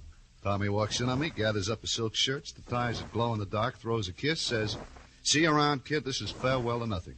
His parting words. He tell you where he'd been, where he was going? He said where he was going. Stands because he hit me for $50 before he left. $50 for wires. Wires? Telegrams. They sell them down the corner hotel. You know. Yeah, I know. You're lucky, man. Here. I'll give you a song to exit on.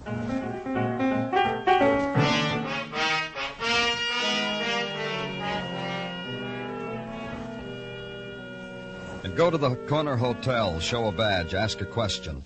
Let the whispers make the rounds of the palm-decked lobby. And finally let them come back to you in the shape of a man who pokes his pince-nez at your lapel. Now, look here, you. Well, anything you say. You could have come in the back door. This is a family hotel. Some of our people even have children. I'll try to set a good example, Mr. Rocket, Francis Rocket. Now, just what is it you want of us? Man came here last night, Mr. Rocket, late, to send some telegrams. Sometimes wanderers come in off the street and do that in here. This man was different. He sent them, walked out of here, then was found in an alley, murdered. Well, that'd be Tommy Cap. The Times mentioned it today. I often told that boy to end that way, in an alley, if he persisted in Could you playing... tell me, Mr. Rocket, who he sent them to? You could keep a record or something that would... To hotels, to every major hotel between here and... He sent them to... To what? Pay attention, please. To hotels. The exclusive ones between here and St. Louis. The Mayberry in Indianapolis, the Region in Columbus, etc., etc., etc. I call the list for him from our owner's hotel guide. You remember what he said in them? I only counted the words, sir. I didn't stoop to explore their meaning. I could tell you this, however, if Tell me. He requested an answer to his query in each. A care of this hotel, collect. None have come in as yet. However, when they do, I'm afraid... Collect. I'm afraid. Don't be afraid anymore, Mr. Rocket. When they come, just phone them into us. We've got a fund for collect telegrams. Good for you. You're finished with me, I presume? Of course you are.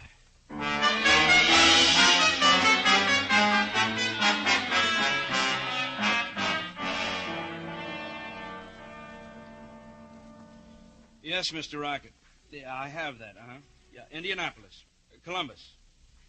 Yeah. Springfield, too. Thanks for calling again, Mr. Rocket. You heard, Danny? Nothing from any of those places either, huh? Same answers as from Wheeling and Pittsburgh and Harrisburg. No one registered by the name of Ruth Logan in any of the big cities on the route. It's not positive, Danny, but Oh, hi, Gino. Detective, you summoned me to your presence, Danny? Yeah, I did, Gino. Last night, Tommy Cap drove you home, didn't he? Oh, no, he did not, Danny. He remembered after we drove for a little while a most pressing engagement, to phrase him.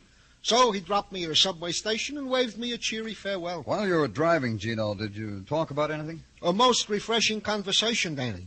About his work, about my work, man to man, straight from the shoulder. You didn't mention anything about the Logans, did you, Gino? You know I know better than that, Muggerman. I've been in this business 20 years. You should behave outside of the shop as good as me. Oh, Gino, did he try to talk to you about the Logans? Indeed, he made mention of saying, but I deftly sidestepped the issue. That's when he dropped me. What else is on your gentleman's mind? Nothing, Gino. Nothing at all.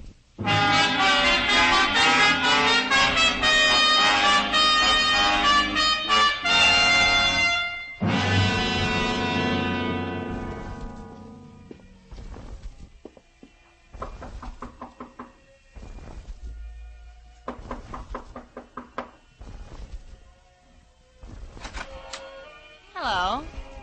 Hey, hello. I'm Danny Clover, Mrs. Logan. I met you in a haze once, didn't I? Right here, Mrs. Logan, this morning. Come in. There's nobody here but Albert. Hey, Albert. We know him, don't we? You back again, Buster? I'm interrupting something. I'm teaching the ape a waltz. Watch us. Come on, Albert. Now, look, baby. Say yes, ma'am, Albert. Yes, ma'am, but I ain't waltzing. We didn't before anyhow, did we? Did we? Turn off the record, Albert. Yes, ma'am. We ran it down this morning, mister. Did I have fun, mister?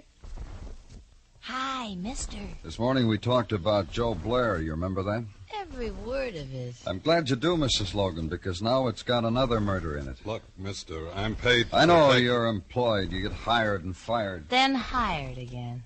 You waltz? Come on, waltz. Don't stand there, mister. Waltz with me. Leave him alone. Stop making a jerk out of yourself. Say please, Al. A man walks in here and talks about 2 murders, and I'm going to say please. You're a jerk, Ruth. J-E-R-K, jerk. The ape spells. Give him a penny, mister. You people want to perform, go right ahead. I'm still going to talk about murder.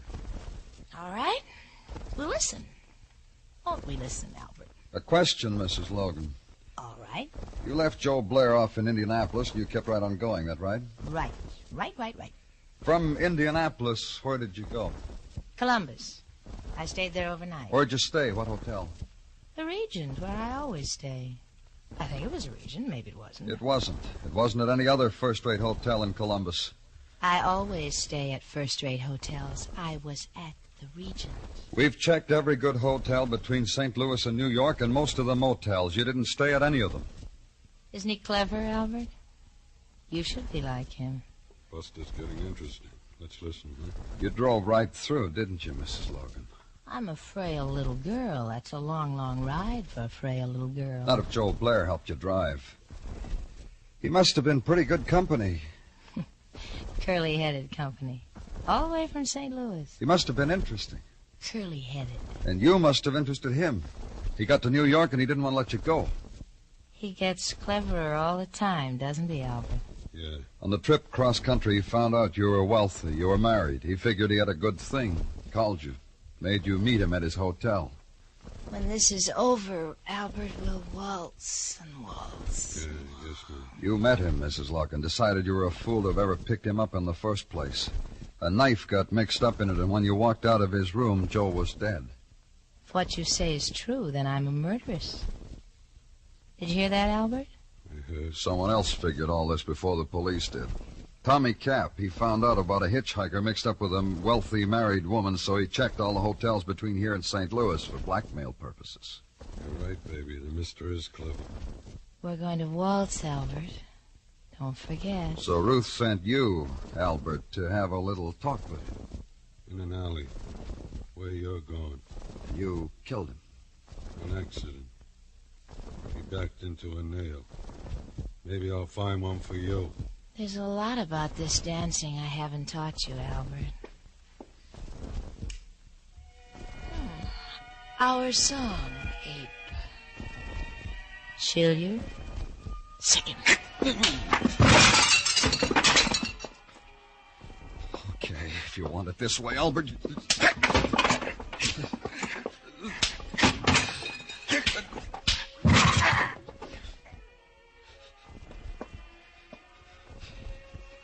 You ready, Mrs. Logan? Or you'll make me go? Or I'll make you go. I wouldn't give you the pleasure.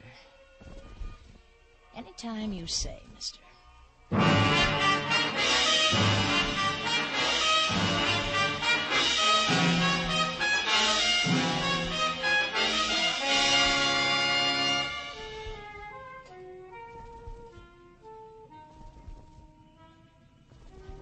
The wheel spins on Broadway, and you bet against the dealers of the night. On the blood red of neon, on the black of the searching wind. Pick a color and make a prayer, and the wheel stops.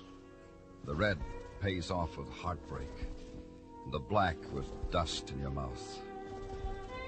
It's Broadway, the gaudiest, the most violent, the lonesomest mile in the world.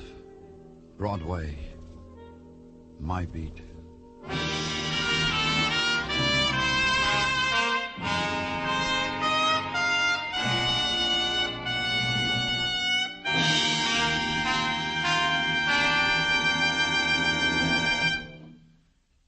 Broadway's My Beat stars Larry Thor as Detective Danny Clover, with Charles Calvert as Tartaglia and Jack Crucian as Muggavan. The program was produced and directed by Elliott Lewis, with musical score composed and conducted by Alexander Courage. In tonight's story, Kathy Lewis was heard as Ruth Logan, Ed Max as Al Mundo, Hy Everback as Norm Persack, Paula Victor as Vicky, and Billy Happett as Tommy Cap.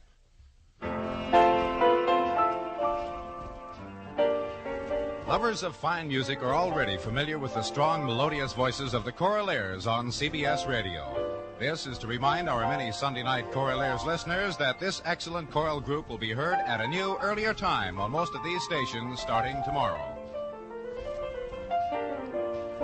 Bill Anders speaking. This is the CBS Radio Network.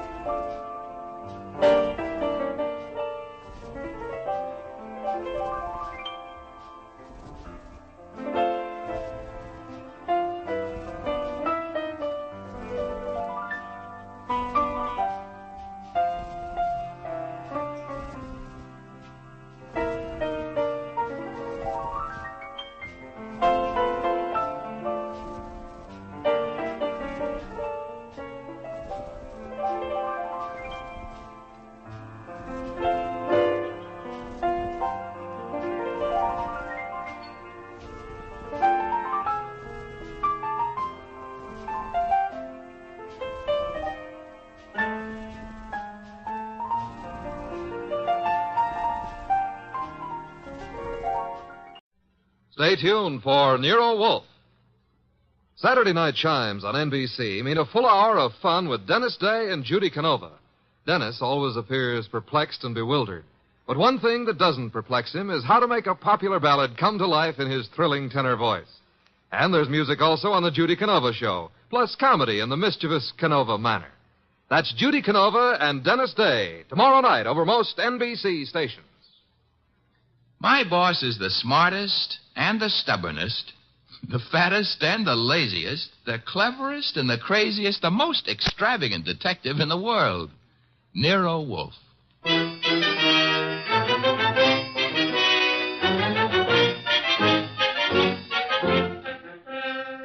It's the transcribed adventure of The Case of the Careworn Cuff, with that brilliant, eccentric private detective, orchid fancier, and gargantuan gourmet, Nero Wolfe, starring Sidney Greenstreet.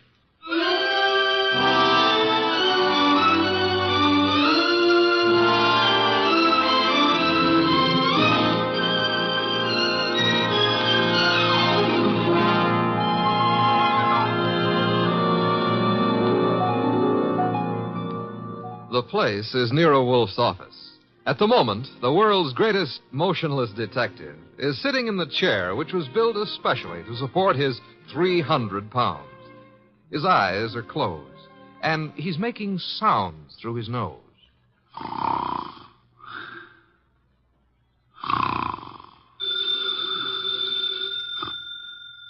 Archie. Archie. Archie! Yes, Mr. Wolf, what is it? The phone, if you please, Mr. Goodwin. But it's on your desk, only 8 3/4 inches from your left elbow. All you have to do is lean forward. Found it, Archie. What do you think I am, an athlete? Hello. No, wrong number, mister. Well, I'm sorry, Mr. Wolf, if that old phone awakened you. Wrong number, and I was not asleep. I was merely concentrating. On what? We're out of work. There's nothing to concentrate on. May have escaped your errant attention, Archie. But there are other subjects for thought besides murder. Sure, blondes. And blondes. You're right at that. Brunettes. Phooey. That's not a nice thing to say about any girl, even if she does happen to be a brunette. Archie. Yes, sir? Go away. You annoy me. Suppose I did. Who'd get your beer for you? Fritz. Tonight happens to be Fritz's night off. However, you can always get your beer for yourself. Don't be an idiot. There are exactly 23 steps between here and the kitchen. As you very well know, I abominate strenuous physical activity. 23 steps times 2 is 46. You could walk very slow. Nonsense. Now that you mention it, I happen to be mildly thirsty, Archie. Would you... Now that I mention it, you'd better let the beer go for tonight. Why? Our stock is running low. You being careless? I've been careful, because something else is also running low. What? Money? Fiddlesticks, there's plenty in the bank. Sure, but very little of it is yours. Mr. Wolf, do you remember that batch of orchids you bought last week? Course I do. Magnificent and very rare specimen. I got a magnificent bill for him this morning, too. It was large? It was large. Confound it, Archie. I shall have to do some work. You turned down half a dozen cases in the last few weeks. One of them may still require me. Most of them hired other detectives. However, there is a Mr. Wenceslas who might still be in need. His problem is what? As I remember, he's being followed by midgets. He wanted you to do something about it. Not that he minded the midgets so much. It was the elephants they were riding. The man needs a psychiatrist, not a detective. Anyone else? I can check my files, but I don't think... Aha! Saved by the bell. Another cliche like that, and I shall... Answer the phone yourself? Assassinate. You see what it is. Okay. Hello? Yes, Mr. Wolf is in. Yes, he'll be in. He always is. What? But... That was a Mr. Charles Porter. He was in a hurry. He's on his way over right now. Should be here in 10 minutes. Prospective client, I trust? $1,000 worth of prospective client. Splendid, Archie, my beer. Okay, but, look, I'm not sure you're going to accept his offer. Indeed? What does he want me to do for his paltry fee? That's the point. If I heard him right, he wants you to do nothing.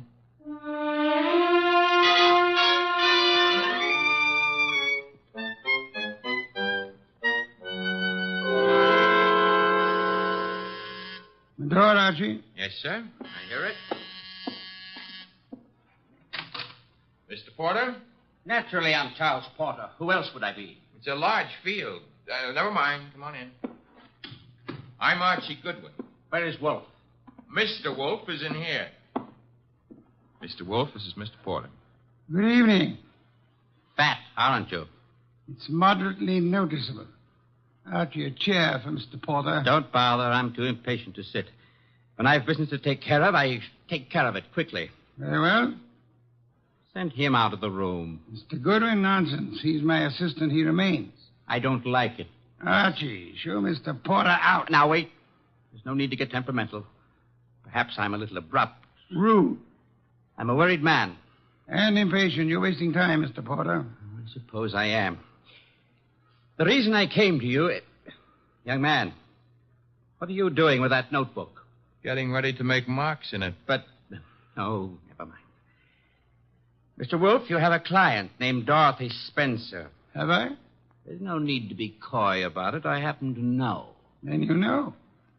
I want you to drop her. Drop her? Refuse to handle her case. Close the books on her. You know what I mean. Why should I? The girl has no money. I have. That doesn't answer my question. Perhaps this will. Appear to be a small package of dollar bills. It happens to be $1,000. Archie, will you? I will.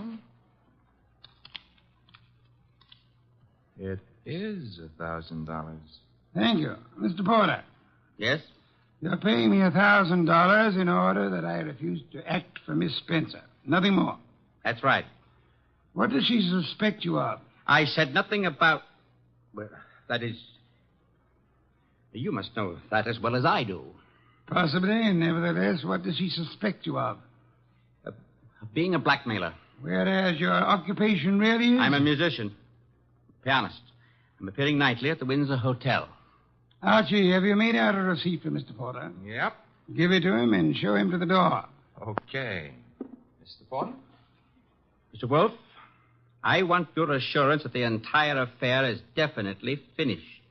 My association with Miss Spencer, you mean? You have my assurance that it is. You will forgive a classical illusion. The carver. Thank you.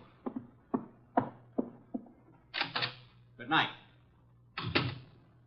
Mr. Wolf, I have a secret about Mr. Porter. He smells. Some perfume or other. More important, his right coat cuff is more worn than his left cuff. And the carver happens to be a musical term, meaning start again from the beginning. Oh? Porter thought it meant finished.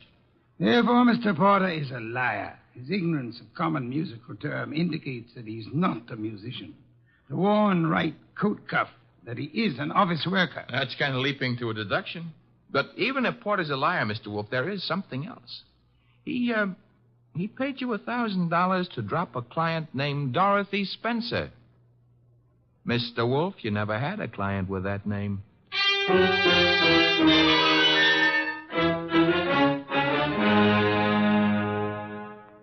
Well, that's that. Dorothy Spencer is not in. Anyway, she's not answering her phone. Mr. Wolf, I said... I know what you said. Bah. That a comment? I'm worried. Mr. Porter may have assumed erroneously that Dorothy Spencer had employed or was intending to employ me. That does not explain why he lied about his occupation. Maybe he didn't lie. After all, your deductions could be wrong. Phooey. Okay. Take care of that right now. I'm phoning her. Hello? Windsor Hotel? Get me the manager's office. Thanks. Could you tell me if a Charles Porter plays the piano at... Uh-huh. She sounds blonde. I see. Thanks a lot. What do you do after work? Oh, so long. She goes home and beats her husband. About Porter, Archie. Bad news. He does play the piano at the Windsor in the move room. So where does that leave your deductions? Untouched, of course. Let me think. Yes, naturally. Naturally what? I came to the conclusion that Mr. Porter was an office worker. We have just discovered that Mr. Porter is not an office worker, therefore... You were wrong. I am never wrong. Therefore, the man who was here is not Charles Porter. Mr. Wolf, do you think a man of your weight should climb out on a limb like that? Fiddlesticks. Look up Porter in the phone book and call him. Okay. Take a second. Archie, the phone company's best friend. Yep, here he is. What do I ask him? There'll be no need to ask Mr. Porter anything. Just phone. You're the boss. Yeah. Have to say something to the guy. Hello. I'd like to speak to Charles Porter. So would you. Who's... Oh, Stebbins, huh? Yeah, that's right, Archie. Oh. No, don't bother why I called. It's a coincidence. Goodbye. You know who that was? No. That was Sergeant Stebbins, Sergeant Pearlie Stebbins. I might add, as though you didn't know, that Stebbins happens to be a sergeant in homicide. Indeed. You expected this. I still don't know what your conversation was about. It was about Charles Porter, who maybe was a liar, but who isn't going to tell any more lies on account of he was just shot to death.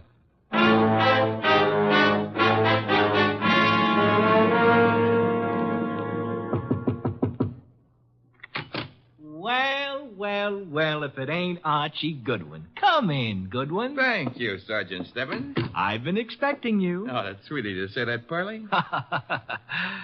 Why did you phone Porter? His right coat cuff was more worn out than his left. So for that, you had to kill him? No, actually, I killed him because he didn't know his da capo. Hey. Yeah, hey. He don't look good anymore, huh? Guys who stop bullets with their face never look good. Pearlie, you've been robbed. I did. That corpse is not Porter. Now, relax, Goodwin, relax. His fingerprints were on file and they check. His girlfriend says he's Porter. If he could get up and talk, he'd tell you he was Porter. And what makes you think he isn't? Well, because when he visited us earlier tonight, he looked different. Not much, but... You said girlfriend? Yes, I said girlfriend. She's in the next room mopping up. She kind of broke down when we brought her here. You brought her here? Now, don't tell me what her name is. Why shouldn't I? It's Spencer. Dorothy Spencer. Ooh, that's what I was afraid of. Sergeant, Oh. Ignore him. He comes with the woodwork. His name is Goodwin, Miss Spencer. Archie Goodwin. Find what you were looking for? What I was looking... Somebody's gone through this place like a minor league hurricane. You? What business is it of mine? None, maybe. On the other hand, Nero Wolfe might have other ideas. Matter of fact, I'm sure he'd have. Miss Spencer, why don't you go see him? The address is 601 West 35th Street. I don't see why. You want your boyfriend's murderer found, don't you? Now listen, Goodwin, the police are working on this. Sure, they'll see to it nobody harms a corpse. Goodbye, Miss Spencer. Don't forget that address, 601 West 35th Street. Believe it or not, you used to be a client of ours.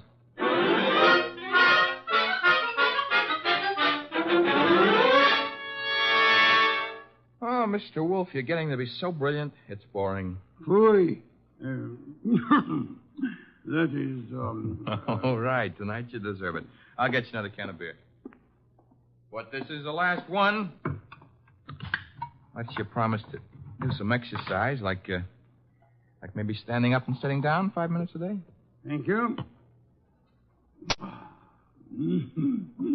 And why should I indulge in such idiotic behavior? Well, after a while, you might be able to see your shoes. I've already seen them. Oh, that was 20 years ago. Things have changed. No more buttons. Hey, that must be Dorothy Spencer. She's undoubtedly young and beautiful. You deduced that from the way she pressed the buzzer? I deduced that from the gleam in your eye, Bah. Bah, all you want. I'm going to keep that gleam shining. Hello, Miss Spencer. Come in. Thank you. Mr. Wolfe. Is the large sitting-down gentleman behind the desk. This is Dorothy Spencer, Mr. Wolfe. You will forgive me not rising.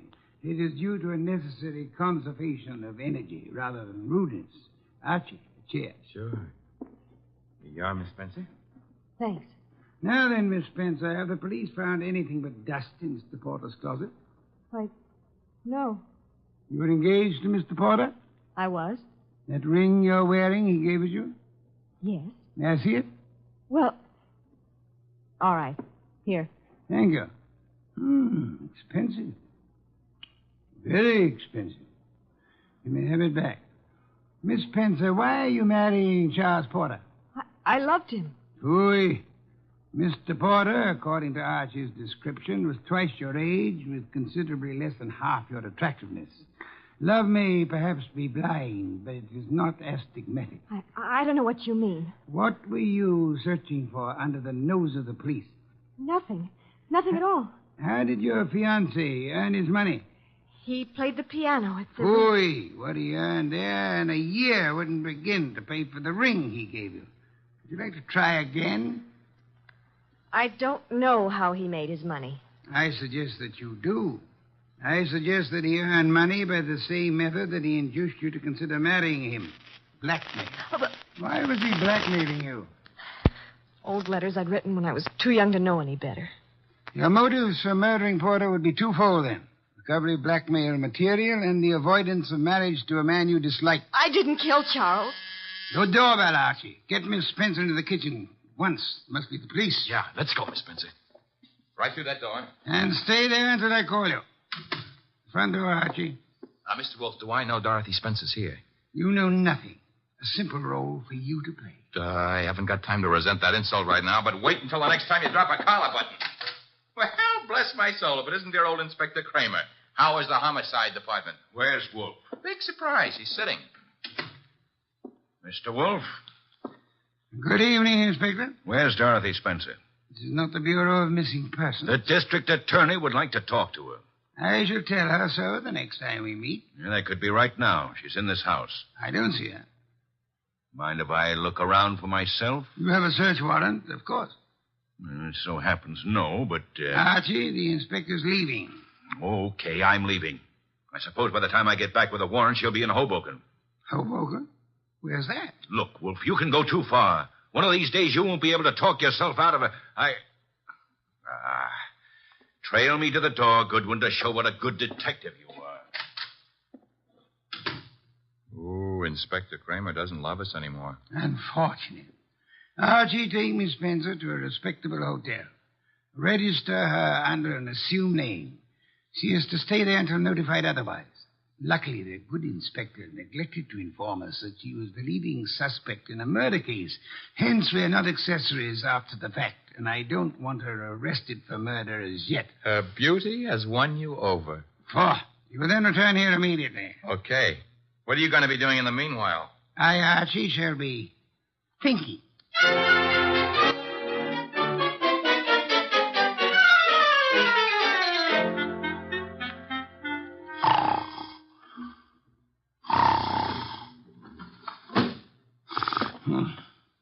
Archie? No. No, not Archie. Our impatient and non-musical friend came in through the window. How are you, Mr. Not Porter, of course. Where's the girl? Question is beginning to bore me. I don't know. I think she's here. So did the police. I might add that they were slightly closer to the truth. Incidentally, what makes you think she was Porter's accomplice? She must have been. Nonsense, she wasn't. Porter was blackmailing her, just as he was blackmailing you. In her case, it was letters. In yours, a previous criminal record, perhaps, that your employers might be interested in. I want to know where she is. Maybe this would help you remember. Good heavens, don't point a pistol at me. It annoys me. The police, I should think, opened the door for them like a good fellow. Oh, no. I'm leaving. But if I don't find that girl, I'll be back. Knock the blasted thing down if it isn't open. All right, well, I've got the search warrant. Also, no doubt, a fine tooth comb. Bah. By the way, Inspector. All right, boys, cover the house. All right, Inspector. Yeah, what did you want? As your men go through the house, will you have one of them shut the back window? I've just had a burglar, and I suspect he left it open. Unless the matter is attended to, the house might be filled with fresh air. Yeah, what's the matter with that? Fresh air, deadly poison. It clogs the lungs. And may I point out that the warrant you're clutching in your hot little hand is not a lease on the house. Finish your search quickly, if you please, and then, why not try Hoboken?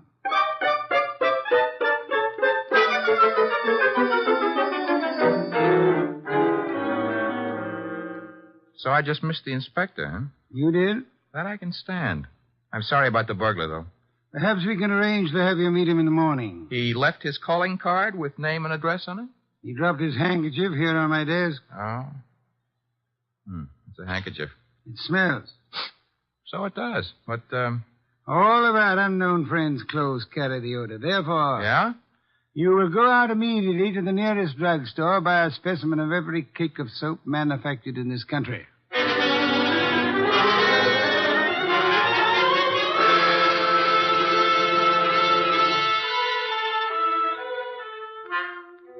Mr. Wolf? Be still. No. I never realized just how many different brands of soap are made in this country. You should listen to the radio more often. So far, we've sniffed at 37 cakes. None of them smell like porter. Let's see. 38. Hey. Let me have it, Archie. Yes, the soap. It's labeled orchid ovals. I should say basically mislabeled. Orchids have no odor.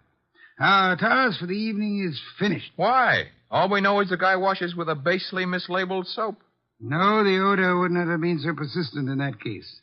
Unquestionably, our visitor works for a soap company that makes orchid ovals. Every employee of a plant in which perfume in large quantities is used inevitably carries the odor on his clothes. Oh. And you already deduced he works in an office. Uh-huh. I go see him in the morning? You do? You know, Mr. Wolf, what with hiring rooms for girls and paying visits to a perfume factory, I'm beginning to feel like a maiden aunt. No one would ever mistake you for a maiden aunt, Archie. Thanks. Is that another deduction? Maiden aunts rarely need a shave.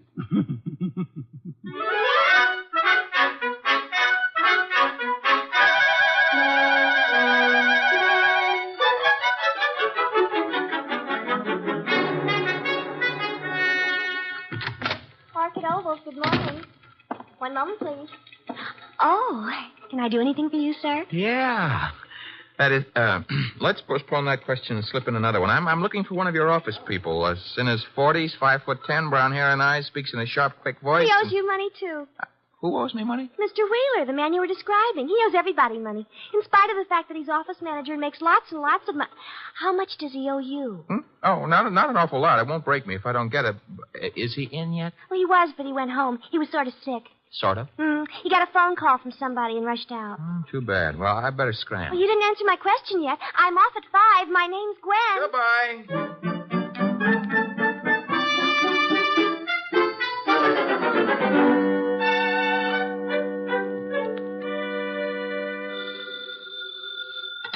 Wolf speaking. Archie here. Unknown's name is Wheeler. He left the office this morning sick after he got a mysterious phone call. Bad, probably. Get to Dorothy Spencer at once and bring her here. Right. I'm at Wheeler's house now. Thought I'd better check. His wife's here, too. Blonde? Uh-huh. How could you tell? Fatuous smirk in your voice. Get out of there fast, and don't stop to console Mrs. Wheeler.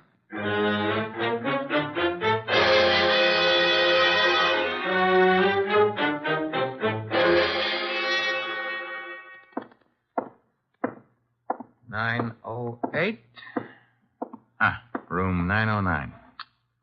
Miss Dorothy Spencer.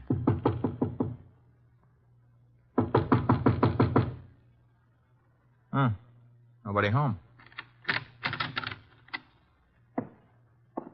Shut that door behind you, Goodwin. What? Never mind pulling triggers. I'll shut it. Oh, Archie. I would prefer silence.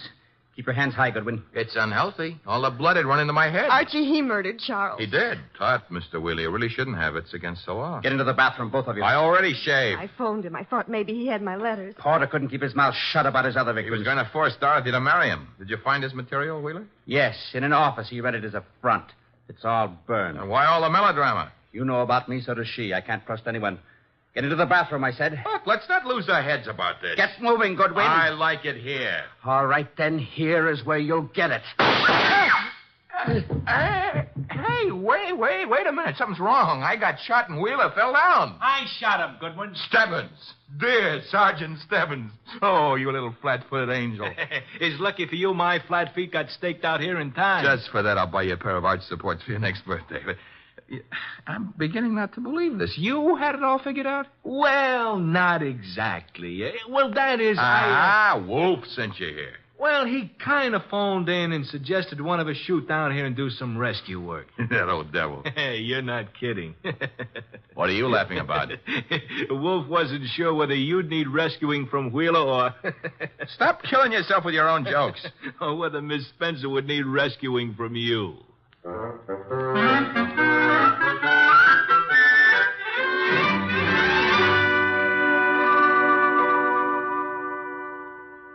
You've been a very foolish young woman, Miss Spencer. I suggest that in the future you exercise more care in your correspondence. Oh, I shall, Mr. Wolf, but how can I ever thank you? Well, one way would be to listen wide-eyed while he explains how he solved the case. I have no intention. Oh, come on, Mr. Wolf. Stop stalling. Please, Mr. Wolf. Well, I'd be very happy to. As a matter of fact, I'd like to see anyone try to stop me. A man came to me, offered me $1,000 to drop a client I didn't have. Why? Because obviously he wished to direct my attention to that client. Me? You, Miss Spencer. Now then, he identified himself as Charles Porter, a musician. But I tested him and discovered that he knew nothing of music. The da capo routine. Precisely. Therefore, he was an imposter. His purpose? Yeah? To indicate by no means subtly that enmity existed between Porter and Dorothy Spencer. Huh? Thus, when Porter was found murdered, I would presumably be convinced that Dorothy Spencer, balked in her effort to enlist my aid against Porter, had resorted to most foul and bloody murder. Most foul and bloody murder is very fancy, Dorothy. Shows he likes you. I thereupon asked myself, why should an unknown seek to convince me that Dorothy Spencer was Porter's murderer? And you answered yourself? One reason only, because he himself intended to murder Porter, as he did. For which peccadillo he has, thanks to Sergeant Stebbins' accuracy with a revolver, already paid with his own life. Quodirat demonstrandum. Latin for that's what you wanted to know. I think you're wonderful, Mr. Wolf, and I'm going to Be careful. kiss you. Archie, Miss Spencer is a very dangerous young woman. Today I feel brave. Do you, Archie? Very brave. What are you doing tonight? Nothing. Let's do it together. Bah. Oh, is that Mr. Wolf? I said bah. Would you very much mind conducting your romance elsewhere? I would not. And do so at once. I have a very important matter to attend to. Goodbye, Mr. Wolf. Goodbye. Night, sir. Very important. Very important.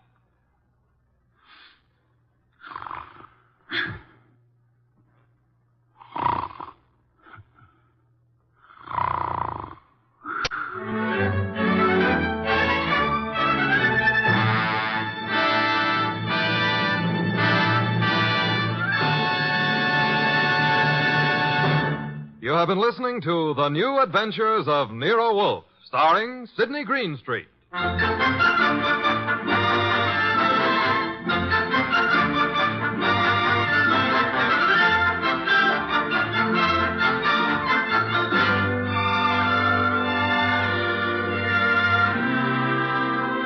Tonight's transcribed story was based on the characters created by Rex Stout, produced and directed by J. Donald Wilson. In the cast were Lamont Johnson as Archie Goodwin, and Jane Webb, Peter Leeds, Bill Johnstone, and Wilms Herbert. Next week at this same time, Nero Wolfe and Archie will bring you The Case of the Dear Dead Lady. Don Stanley speaking.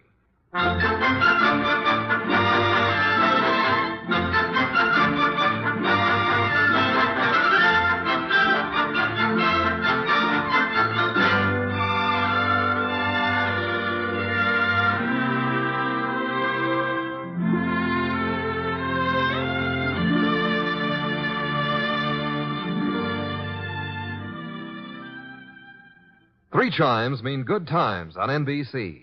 The NBC chimes are excited about the big show. An hour and a half every Sunday night with Tallulah Bankhead as Femme C. Comedy with stars like Jimmy Durante, Fred Allen, Jack Carson, Groucho Marx, and a host of others. Music with Meredith Wilson, Mindy Carson, and many more. It presents drama with Mr. Jose Ferrer and many more leading stars of Broadway and Hollywood. It's The Big Show. Starts Sunday, November 5th on NBC. This is Chester William Bendix Riley. The Man Called X follows on NBC.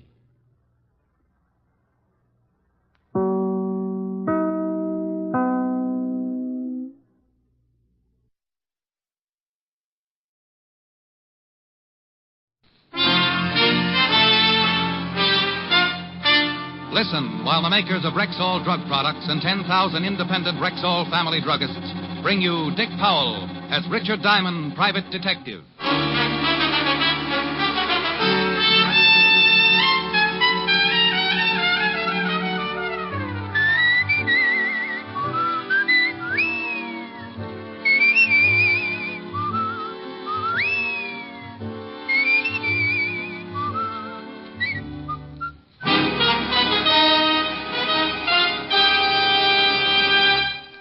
Evening. This is your Rexall family druggist speaking to you for the 10,000 independent druggists who have made the word Rexall part of our own store names and who recommend and sell the 2,000 or more drug products made by the Rexall Drug Company, like Rexall MI31, for example, Rexall's popular and versatile mouthwash, gargle, and breath deodorant.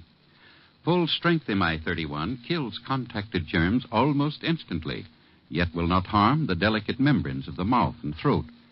Ask for Rexall MI31 at Rexall drugstores everywhere. And remember, you can depend on any drug product that bears the name Rexall. Good health to all from Rexall. Now your Rexall family druggist brings you another exciting half hour with Richard Diamond, private detective, starring Dick Powell.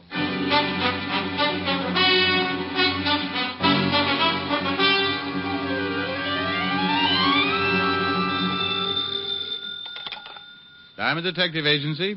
When it's murder or less and you're caught in a mess, if you can't pay my fee, my advice is confess. Rick, you old son of a gun. This is Frank. Frank? Oh, Frank Bowers? Yeah. Oh, it's it's good to talk to you again, Rick. How you been? Well, no complaints, Frank. What's with you? Doing great, Rick. Just great. Bought me a half interest in a gym here in town. Yeah? Sell all your fighters? Oh, all but one. Boy by the name of Max Farmer. Say, he's going to the main event tonight. You want to catch him? Well, all depends. Who's throwing him? No, Rick, no. This boy's really good. Say, why don't you drop by the arena tonight? Oh, sorry, Frank. I got a date, and she hates the sight of blood.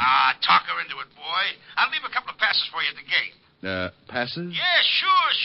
Well, I'm a sucker for a good argument. See you tonight, Frank. That night, I led Helen to our seats at ringside. She was dressed to kill, and from the look on her face, I thought I might be the first on her list. Rick, Yes, baby? would you mind telling the man behind me to stop dripping mustard on my mink? Oh, sure, honey. Hey, Buster, please do not feed the animals. That's the good boy. Rick, why of all places the fights? But, honey, these are $10 seats. Hey, Ricky, glad you could use the passes. Boing. Move your feet, Rockefeller, and let the man in. Gee, it's good to see you again, Rick. Say, I want you to meet Lorna Thorne. Wow. Hanging onto Frank's arm, I saw why boys like girls. She was wearing slightly more than the fighters. Had so many curves I got seasick just looking at her. As I stared, I suddenly felt a strange sensation in my legs. Helen was digging her heel into my shin. Come up for air, Ricky, dear. Honey, I want you to meet Frank Bowers. Sally, I know you anywhere. Rick's told me a lot about you. Frank. Yeah? That was 5 years ago. This is Helen. Oops. My mistake, huh? Lorna, I want you to meet Helen. Hiya. Well, when in Rome. Hiya. What a spot for a thesaurus. Hey, sit over there, will you, honey? I want to sit next to Rick. Oh, Rick, it's a shame I didn't tip you to this fight earlier. You could have put some dough on my boy and really cleaned up. You think he'll win, huh? No, I know he'll win. He's fighting Lou Scott, strictly a bum from upstate. The syndicate made the match just to build up Farmer's name and pick up some easy dough on the side. Now he tells me. There's my boy getting in the ring now. I watched Max Farmer climb through the ropes, stop, smile at the television cameras, then at the crowd, and then at the cameras again. If the people at home thought they were seeing a reissue of The Hairy Ape, then television had improved. Because that's exactly how Max looked. Ladies and gentlemen, this is your main event. 10 rounds of boxing. In the white corner, wearing black trunks, weighing 175, and hailing from Buffalo, Lou Scott.